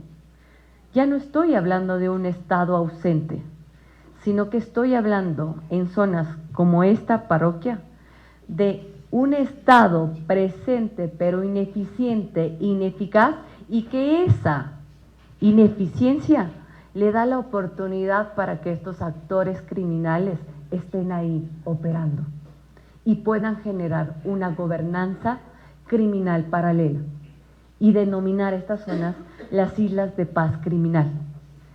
Jean Paul nos habla de esta paz mafiosa que no les funcionó, etcétera, pero va a llegar a un punto en donde nos vamos a encontrar que no necesariamente el actor delictivo se va a poner a negociar con la autoridad para calmar las muertes intencionales, los enfrentamientos, etcétera, sino que le va a dejar seguir operando el Estado, y entre más eficiente, él va a tener el control de esa zona para ejercer y llamarlo, lo que lo denomino isla de paz criminal.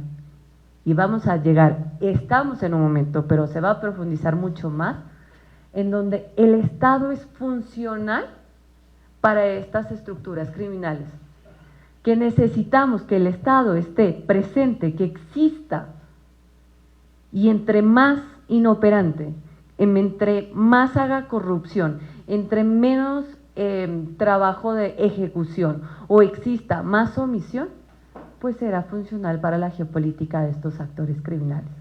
Como lo dijo acá uno de sus protagonistas, la doctora Haida, ya no hay punto de retorno. Pero gracias a obras como esta, nos va a permitir a nosotros replantearnos, a ver, ¿cuál va a ser nuestro rol como ciudadano? ¿Qué es lo que pensamos? ¿Qué es lo que analizamos? Y ahora yo te felicito muchísimo, querido amigo, qué honor estar acá, porque con obras como esta nos hace reflexionar y pensar, a que nos sumemos muchas más personas, a ver realmente este es el escenario que queremos tener. ¿Es únicamente lo que vemos en las redes sociales? ¿Es únicamente lo que pasa en los medios de comunicación? ¿O realmente qué está pasando fuera de nuestra zona de confort, fuera de nuestra casa, fuera de nuestro barrio, fuera de nuestra ciudad? Porque ya no vamos a estar en unos 2, 3 años únicamente lo que pasa en frontera o lo que pasa en la costa ecuatoriana. Ahora Quito ya está viviendo una dinámica criminal híbrida, por así mencionarlo. Entonces, quisiera culminar cerrando diciéndote y ya te voy a la pregunta, en el sentido de, primero,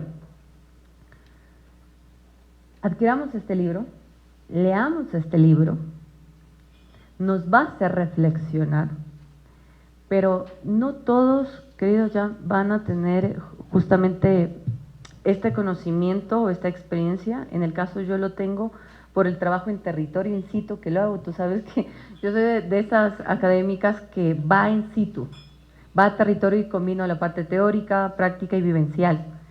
Pero ¿qué mensaje le das para la ciudad, para el ciudadano, para el estudiante que no conoce los temas de seguridad técnicamente, académicamente, o a quien ha tenido alguna experiencia, para que alce la voz y comencemos a tomar en cuenta esta perspectiva que tú le lanzas como alertas, y cuál sería ese rol para que no se logre cumplir? Aún tenemos tiempo, ya no podemos regresar a lo que estábamos antes, pero aún hay tiempo. ¿Cuál sería el rol del ciudadano común, del ciudadano normal? Esa es una pregunta súper complicada, pero bueno, voy a tratar de dar respuesta. Bueno, primero me gustó lo que dijiste tú, lo que dijo también la Cris. Hay ejemplos de Río de Janeiro. Aquí tengo a mis primos que vivieron un tiempo ahí, a María Elena, a Fernando. Y es increíble, ¿no? Hace poco hubo una operación impresionante en una favela, ya 100 y pico de muertos. Y uno puede decir, bueno, ¿y eso es efectivo, no? Y cuando iban a la favela un poco a ver la situación, ellos decían, pero es que esos grupos criminales nos ayudan, lo que tú decías, nos dan los servicios básicos, nos dan comida, o sea, hacen lo que el Estado no hace. Eso es lo que hay que entender. Los grupos criminales se instalan en las zonas en las cuales el Estado está ausente. Cuando el Estado está ausente, el grupo criminal se instala en esos puntos, y es impresionante. En El Salvador había unos hermanos brasileños que fueron a dar una charla, y decían que es impresionante, los ingresos de 100% de los grupos criminales en Brasil, llámese el Comando Vermelho, por ejemplo, decían únicamente el 30% es narcotráfico, el 70% es la venta de servicios básicos. Y es increíble, porque es eso, uno suma la cantidad de gente que vive en las favelas, que puede ser 1 millón de personas o más, y por cada uno cobran la luz, el agua, la seguridad, el transporte, todo está manejado por el crimen organizado. Entonces ya los grupos criminales ya no viven del narcotráfico ni de la minería ilegal como principal fuente de ingreso, viven de dar servicios básicos en las zonas más deterioradas de Río de Janeiro. Y nos llamó la atención porque nunca me había puesto a pensar que además de este tema del narcotráfico, ellos ya habían encontrado cómo hacer plata y mucho dinero de forma legal, porque actualmente hacen dinero de forma legal, ¿sí? Y en las favelas vemos ejemplos, lo que decías tú, Cris, chicos que a través del deporte, del boxeo, de artes marciales dejan la criminalidad. También se puso muy de moda una terraza en una favela en Río con unos drones, Y ahorita los jóvenes están siguiendo cursos de piloto de dron.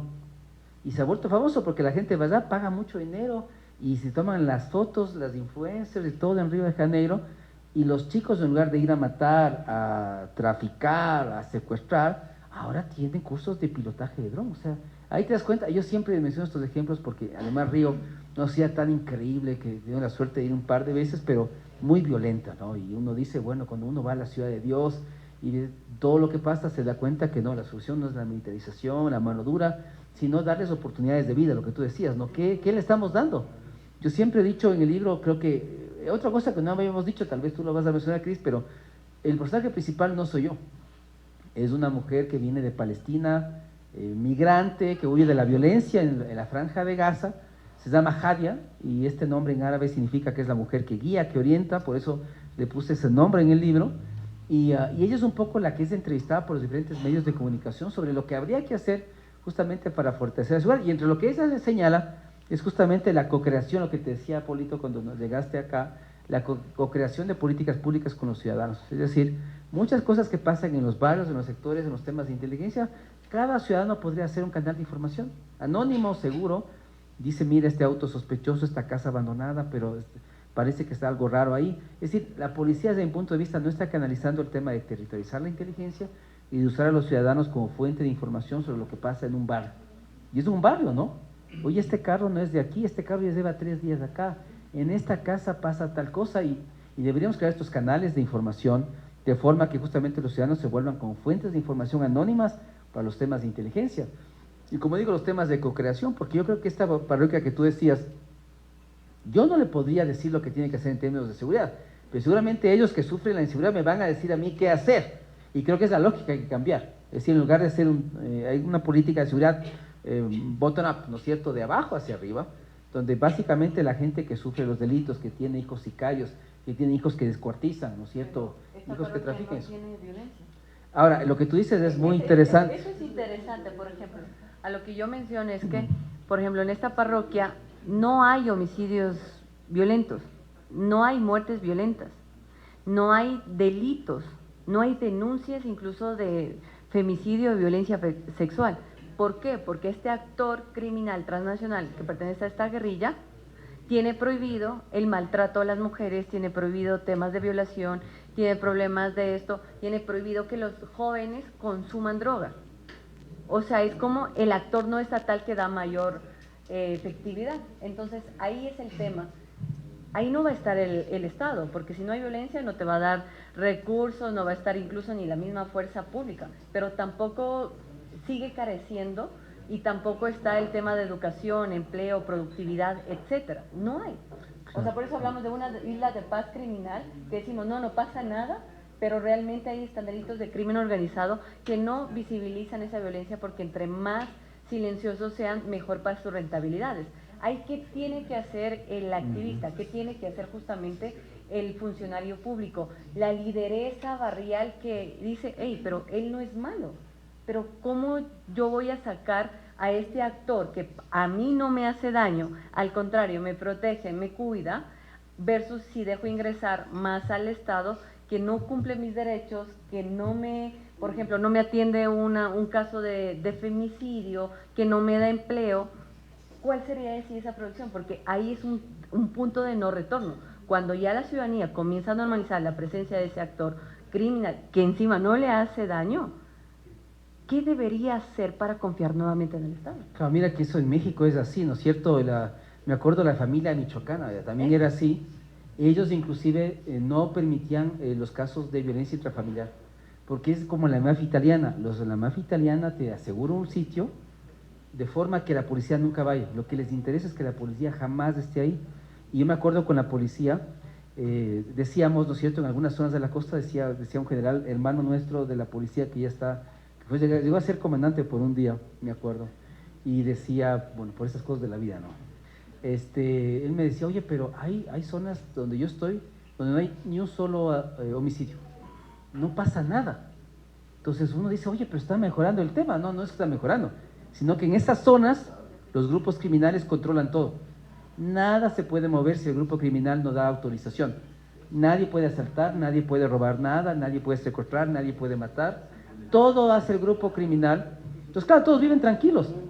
No hay motivo de que haya violencia, pero evidentemente es algo triste porque lo que vemos ahí es una soberanía compartida, una gobernanza criminal donde el Estado ha desaparecido, hay un Estado paralelo, y en ese Estado paralelo el grupo criminal es el que hace el Estado. Y él es el que da los servicios básicos. Y en México ustedes han visto, no sé si se acuerdan, pero en México cuando le capturaron al Chapo Guzmán y ese tipo de cosas, la gente salía a hacer manifestaciones. ¿Cómo le van a atrapar? En Navidad los grupos criminales dan juguetes en varias zonas de México que controlan, en Sinaloa, en Culiacán. Entonces el grupo criminal adopta el rol del Estado, el Estado desaparece y el grupo criminal se vuelve un Estado paralelo que opera dentro del país. Ya, sí, sigamos.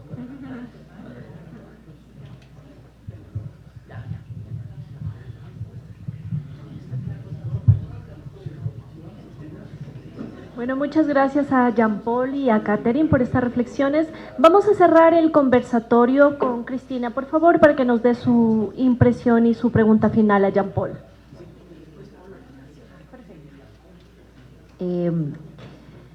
Quería como un poco responder a una parte de la lectura que Catherine nos trajo y hablaba sobre el ejemplo de Medellín, solo como para poder dejar cimentado en cada uno de sus mentes y corazones que en realidad la cultura, el arte, el deporte es la respuesta, es parte de la respuesta al problema de la violencia y de la crisis que tenemos actualmente en el Ecuador. Hablaban del milagro de Medellín. El milagro de Medellín fue mucho invertir en cultura. Y ahí tenemos como ejemplo la Comuna 13, que era tan peligrosa que ni siquiera los policías podían entrar. Y ahora es uno de los puntos turísticos y culturales más importantes de la ciudad. Eso no pasó de la noche a la mañana y además fue un trabajo conjunto de invertir en cultura, en arte, en formación y empoderar a la ciudadanía y empoderar a los habitantes tanto de la comuna como de toda la ciudad del proceso de transformación. Entonces, claro, primero también tenemos que empoderarnos nosotros de esto, porque si estamos esperando que únicamente nos venga un Mesías a solucionarnos el problema, eso no va a ocurrir. Ni el Mesías de la izquierda ni el Mesías de la derecha, porque no existe. Entonces somos nosotros quienes tenemos que empoderarnos de esto y exigir política pública. Y condolernos cuando nos cierran un centro cultural.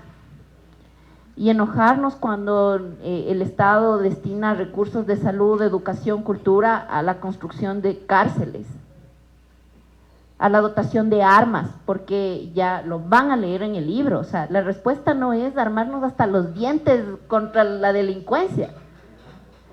La respuesta, o parte de la respuesta, es en realidad trabajar desde lo estructural. Y es a donde tenemos nosotros que observar, ¿no? En el tema de la discusión de derechos humanos, en teoría crítica de derechos humanos, cuando eso nos dan por ahí en la universidad, en los posgrados, se habla mucho de evitar, primero, un estado cínico ante la violación de los derechos humanos, pero también sensibilizar a la población sobre los derechos humanos y entender que esos derechos humanos son míos, porque yo soy un ser humano, y mi hijo también, y mi nieto, y mi hermana, y mi cuñado, y mi hermano de logia, y todos somos seres humanos, ¿ya? Entonces, son nuestros derechos los que tenemos que exigir que se respeten, y respetan los derechos de 4 niños racializados, empobrecidos, criminalizados y desaparecidos en las Malvinas, también pueden ser nuestros hijos, nuestros nietos, nuestros hermanos. O sea, si no nos sensibiliza la muerte de niños, ya no sé qué más nos va a sensibilizar. Así que yo quería preguntarte, y esto ya tiene que ver mucho con el proceso creativo. hace tiempo Jean-Paul me decía, estoy escribiendo un libro en el que la protagonista es mujer. Y era justo una presentación de tu libro anterior, de la distopía. ¿Y cómo fue este proceso? Porque además, dentro del libro ustedes se van a dar cuenta que es una mujer que está súper empoderada del proceso que ella está viviendo, tiene una voz propia. Ella, o sea, no es que está buscando quien le diga qué decir, cómo pensar, cómo actuar, no. Es una mujer que tiene una voz propia, que defiende su postura, defiende sus criterios. ¿Y cómo te resultó este proceso creativo a ti, ya de poder plasmar? Porque claro, no eres tú hablando en primera persona, sino que a través del libro tú le das la voz a otro personaje, a un personaje que tiene ciertas características que tú has identificado que era necesario que se maneje dentro del esquema de lo que este personaje dice, porque ese personaje es experto en seguridad, aborda los temas, y evidentemente también en el transcurso de la obra y de la historia que cuenta, porque no solo es una temática de seguridad, sino que también tiene una historia detrás, asume y siente, ¿no? Y siente de diferentes formas. Bueno, sí fue un reto. Lo que pasa es que en el segundo libro, que es el tema del colapso 2042, que es mi segundo libro de ficción, yo sí hice una especie como de autobiografía. Y yo dije, no, pues no puedo seguir haciendo esto. Entonces se me ocurrió, yo dije, voy a hacer una variante metodológica y voy a escribir desde el punto de vista de una mujer. Pero ¿cómo se escribe desde el punto de vista de una mujer? No estaba seguro de lo que estaba haciendo. Tengo otra editora en la universidad que también leyó el libro, la rectora de la Universidad UTEC, donde yo trabajo. Y Mara me decía, oye, pero el gran problema es que tú sigues viendo a la mujer, le describes a la mujer desde el punto de vista del hombre, no desde cómo una mujer ve a otra mujer. Entonces ahí me di cuenta que era un ejercicio bien complicado, pero traté un poco de, a través de otros personajes, tratar de ver cómo podía yo escribir desde el punto de vista de una mujer y plasmarlo en el libro y un poco como yo, alejarme del libro, porque si no, evidentemente iba a sesgar muchas cosas que estaban ahí. Y también otra anécdota es que, bueno, aquí está mi querido hermano Galito Pachano, ilustre, poderoso hermano, y cuando yo le decía a él, oye, voy a escribir un libro, yo tenía esas dos opciones, ¿no es cierto? Decía, un libro muy académico, además, bueno, el libro tiene un montón de referencias, más de 170 referencias, y él me decía, no, pero tú tienes la capacidad de escribir como novela, escribe como novela, y yo le hice caso. Entonces dije, yo no me voy a pegar al libro académico, voy a escribir una novela con personajes, con trama, con una historia, porque necesito que la gente un poco se atrape en las historias, pero al mismo tiempo también aprenda de seguridad. Entonces, mi libro, en la medida de lo posible, está hecho para que la gente aprenda de seguridad, entienda qué es la seguridad, aprenda dónde nos equivocamos, qué hicimos mal, y evidentemente que esto tiene que cambiar, ¿no? Y tú hablaste del ejemplo de, bueno, evidentemente la gente debe saber que tú hablas de cultura porque eres una poeta, ¿no? Y además tiene unos libros, ustedes deben comprar de ella unos poemas eróticos impresionantes, o sea, uno dice, pero por Dios, esta mujer, qué historias ha vivido en su vida, porque uno comienza a leer y es fascinante, ¿no? Lo que Cris escribe es fascinante, uno se identifica sin haber tenido una experiencia así como la que seguramente tienes tú, pero bueno, uno escribe muchas cosas. Ese es el problema de la escritura y de la vista. Y de la vista, ¿qué? No todo lo que uno escribe es Exacto. autobiográfico. Entonces, si ustedes leen un libro, no es, esta es el manual de sexualidad de Cristina, no. Claro. Y mira, y eso es, ¿y por qué lo digo? Porque exactamente eso me pasa. Eso me pasa cuando yo escribo las novelas de ficción, mi objetivo es justamente eso. Que la gente no sepa de lo que yo escribo qué es real y qué es fantasía, y qué es ciencia ficción. Entonces les digo, oye, pero esto, ¿en serio pasó esto? ¿En serio hiciste esta cosa? Le digo, ¿sabes qué? El objetivo de los libros que yo escribo es que tú no tengas ni idea de qué es la realidad y qué es la ficción. Seguramente algunos dirán, esto es real, y seguramente será pura ficción. Y lo que dicen, esto no pasó nunca, puede haber sido real. Y esta es la magia de la escritura, porque tú con la escritura puedes evidentemente decir cosas muy distintas, pero le dejas a la imaginación del lector que él decida lo que para él va a ser real y para lo que él es ficción. Y eso es hermoso, porque yo les dejo con esa duda siempre. Siempre se quedarán con esa duda en los libros de qué es realmente real. Y eso que explicará que ustedes van a encontrar muchos links en el libro, y van a tener que entrar en esos links en el libro para ver lo que es real y lo que es falso. Y decir, oye, pero esto sí existe. El índice de paz global, el índice de fragilidad de los estados, dice la criminalidad. Oye, no es broma. y estamos mal evaluados ahí, y ha sido cierto lo del libro, y eso es parte de la magia que debe tener un libro. Yo creo que lo que más me interesa a mí es que la gente, mis lectores, no sepan exactamente lo que es real y lo que es ciencia ficción. Así que el realismo mágico, ¿no es cierto? Y por eso le apuesto mucho a lo que tú dices. Es decir, yo viví en Cali, y en Cali las políticas de seguridad son el tema de la música, las bandas de música, la salsa, la cultura en los barrios más pobres de Agua Blanca, de Cali en general, y lo de Medellín igual. Es decir, cómo salió de Medellín del hueco en el que estaba, porque se habla del milagro de Medellín. Cuando hablamos, los artículos hablan del milagro de Medellín, hablan de eso. Las gestoras de paz, que se diabolizó aquí, pero que en Medellín las mujeres en los barrios más violentos de Cali, de Medellín, fueron claves, las gestoras de paz en Medellín, estas intermediarias entre Estado y criminales, fundamentales, y en Medellín el sector privado, la innovación social, la cultura, estos cubos negros inmensos en las montañas, bibliotecas, lo que decías tú. ¿Por qué no ponemos cubos negros gigantes también en la costa ecuatoriana? Tal vez los niños tendrían más que leer, más que educarse, más que aprender. Yo creo que por ahí van las soluciones. Entonces yo creo que sí, o sea, fue un reto enorme escribir desde el punto de vista de una mujer, fue un tema muy complejo, pero me gustó mucho, lo disfruté. No sé si en el futuro escribiré desde otro género, no lo sé. Ya decidiré qué es lo que voy a hacer, es que me hagan bullying, que yo ya sé que ya va por ahí. Ya sé que va por ahí el tema ya de mis hermanos de logia.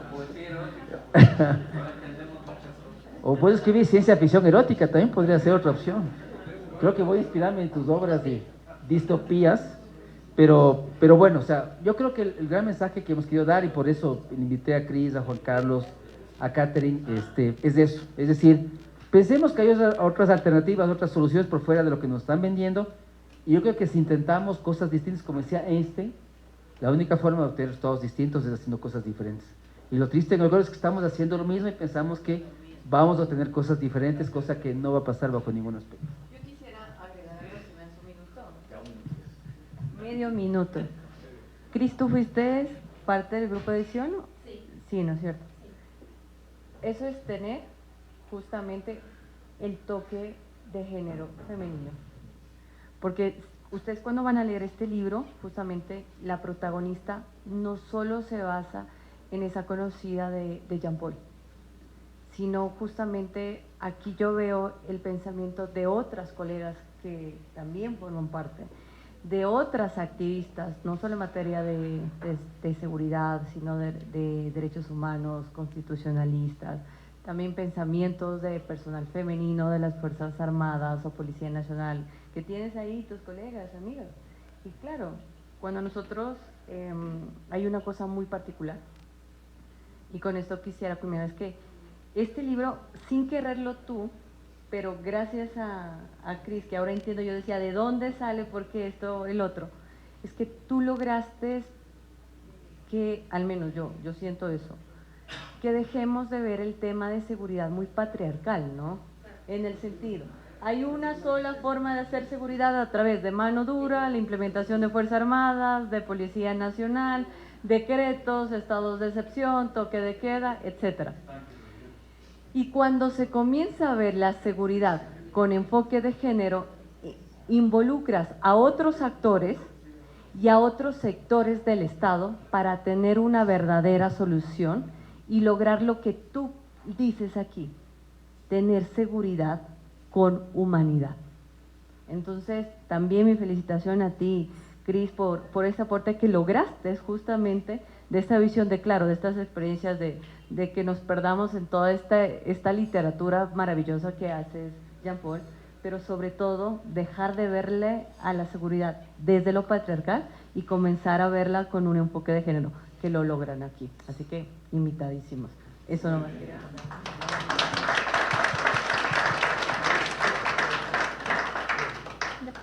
Bueno, vamos a finalizar esta parte del conversatorio con las palabras de Polo. Por favor, Polo.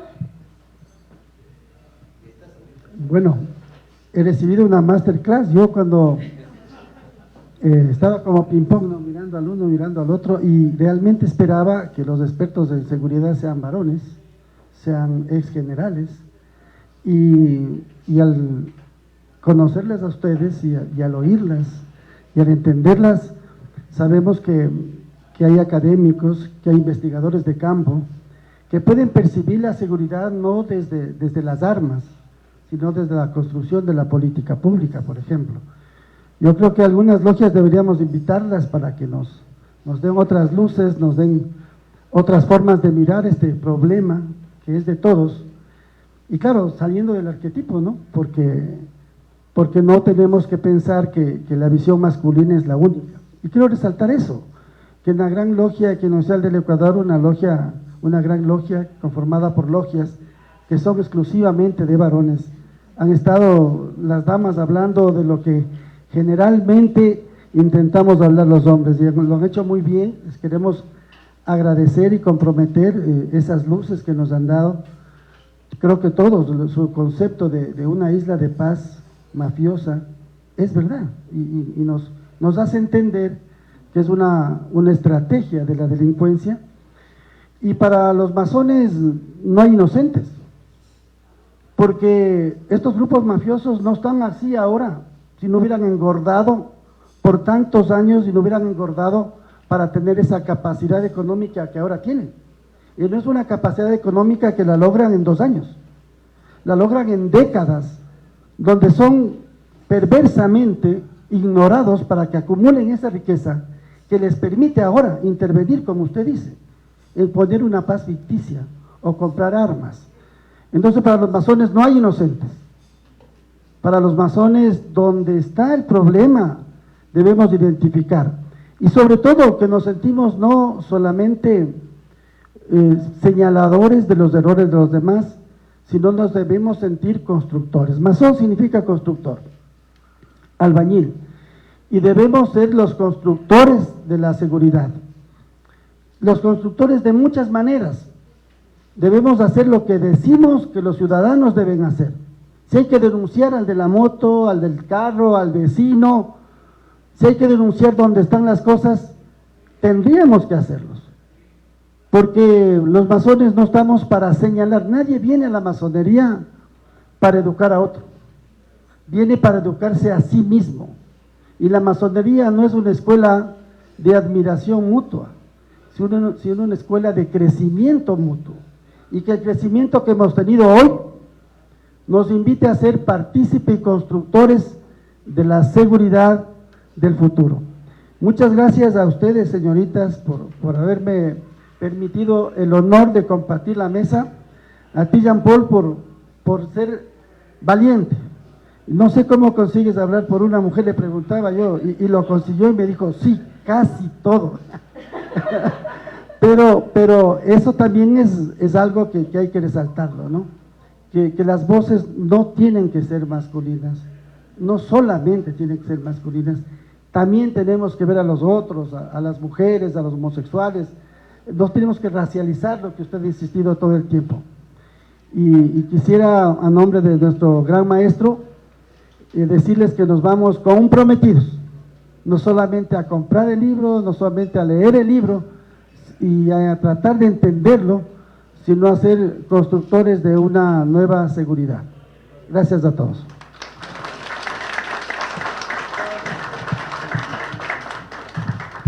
Bueno, mil gracias a nuestros panelistas, a Jean Paul, por estas preguntas y reflexiones tan enriquecedoras que nos han dado la oportunidad no solamente de acercarnos a Jean Paul como autor, sino a todas estas ideas importantes que atraviesa justamente su obra.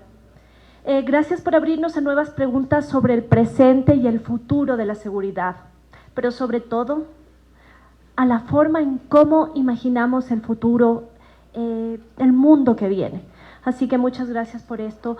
Ahora vamos a abrir un pequeño espacio, por favor, para el público, así que si alguien tiene alguna pregunta, algún comentario para Jean Paul, bienvenidos sean. Vamos, empezamos por aquí. Hola. Perfecto.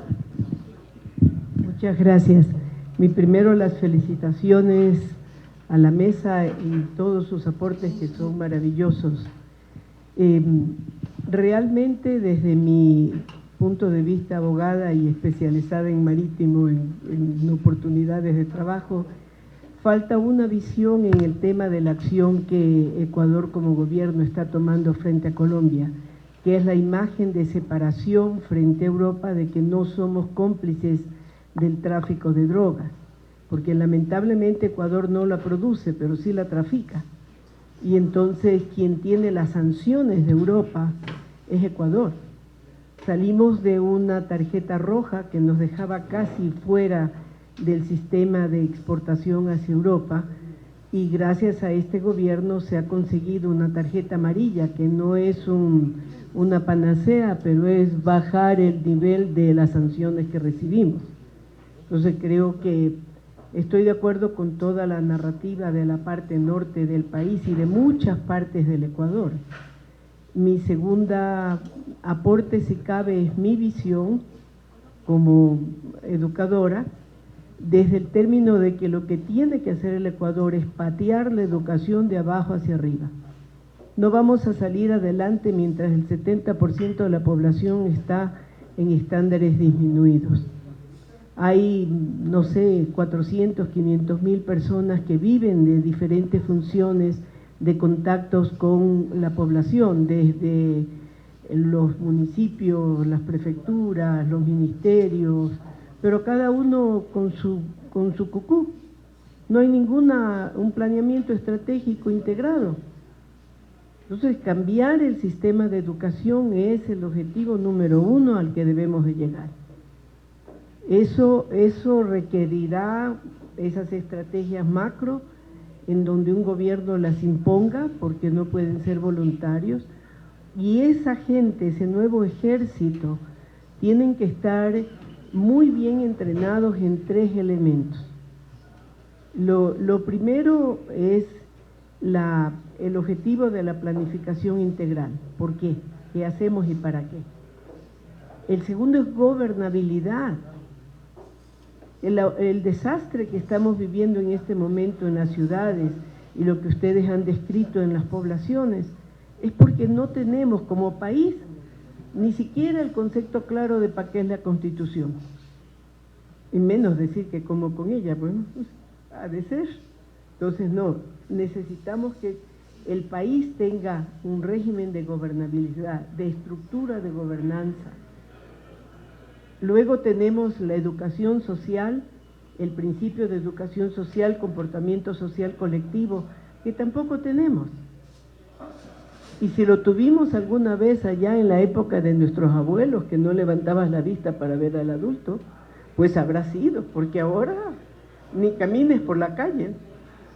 Y el tercer elemento indiscutible, que tú lo mencionaste, que es la falta de recursos de la comunidad. Yo uso para burlarme algo y hacer reír que mientras el Ecuador está enseñando de cómo sembrar cacao en el Chimborazo, indiscutiblemente nos morimos de hambre, ¿verdad? Hay un concepto de la competitividad local. Hemos trabajado desde la universidad que fundé y presido, con todos los problemas que esto acontece, el levantamiento de los recursos y las competencias que puede tener cada zona.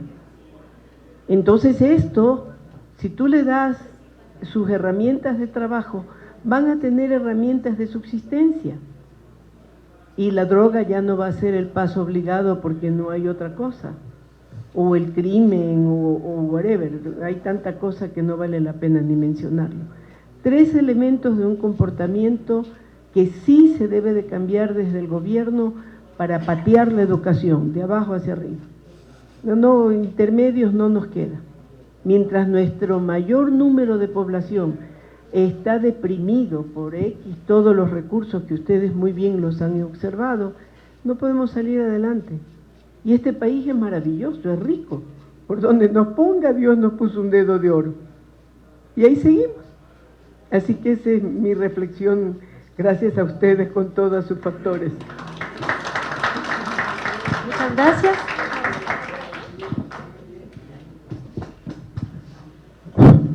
Ante todo, muy buenos días con todos. Una felicitación a Jean Paul y a todas las personas que han participado en la mesa central. Me llamó la inquietud algo. realmente debemos ser muy concretos. Y en esta reunión puedo decir que estamos convencidos de que la seguridad no solo es de Fuerzas Armadas ni de la Policía Nacional. Si queremos seguridad, es de todos. Y vamos a hacer un poquito de historia y de recuerdo. En nuestra época, antes nosotros nos decíamos vecino.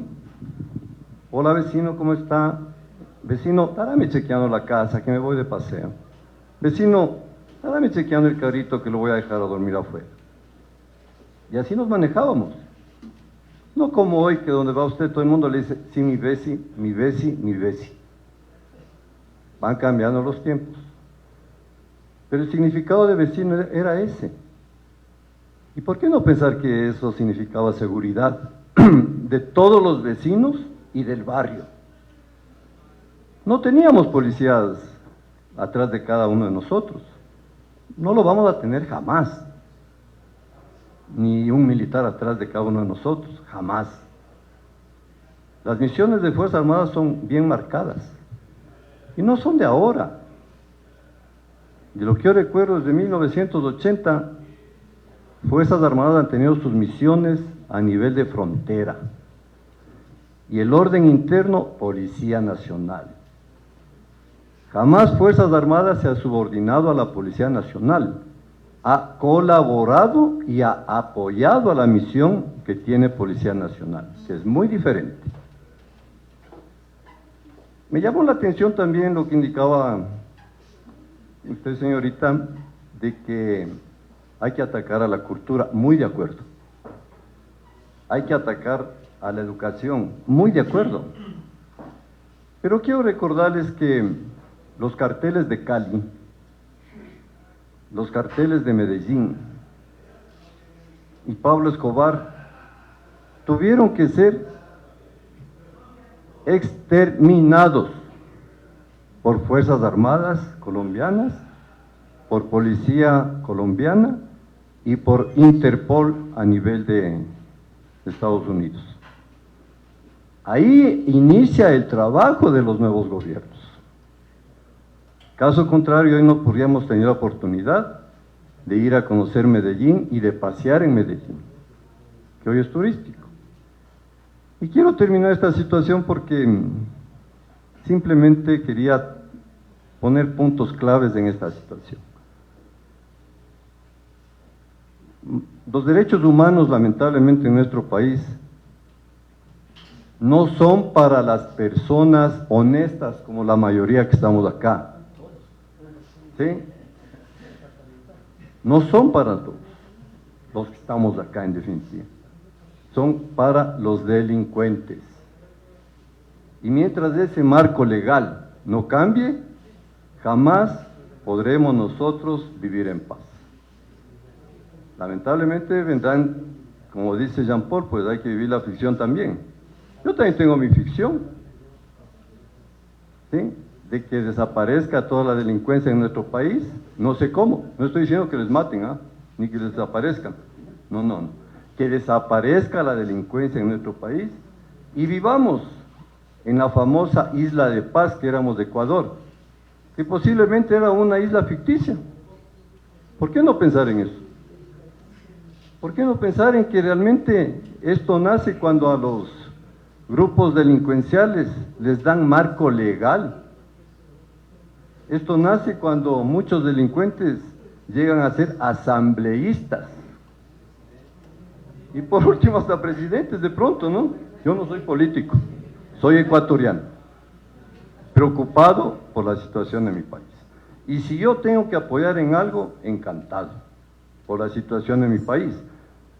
Recordemos lo que un presidente de Estados Unidos dijo: no piensen en lo que el Estado les ha dado. ¿Por qué no pensar en lo que nosotros como ciudadanos podemos darle al Estado? Muchas gracias.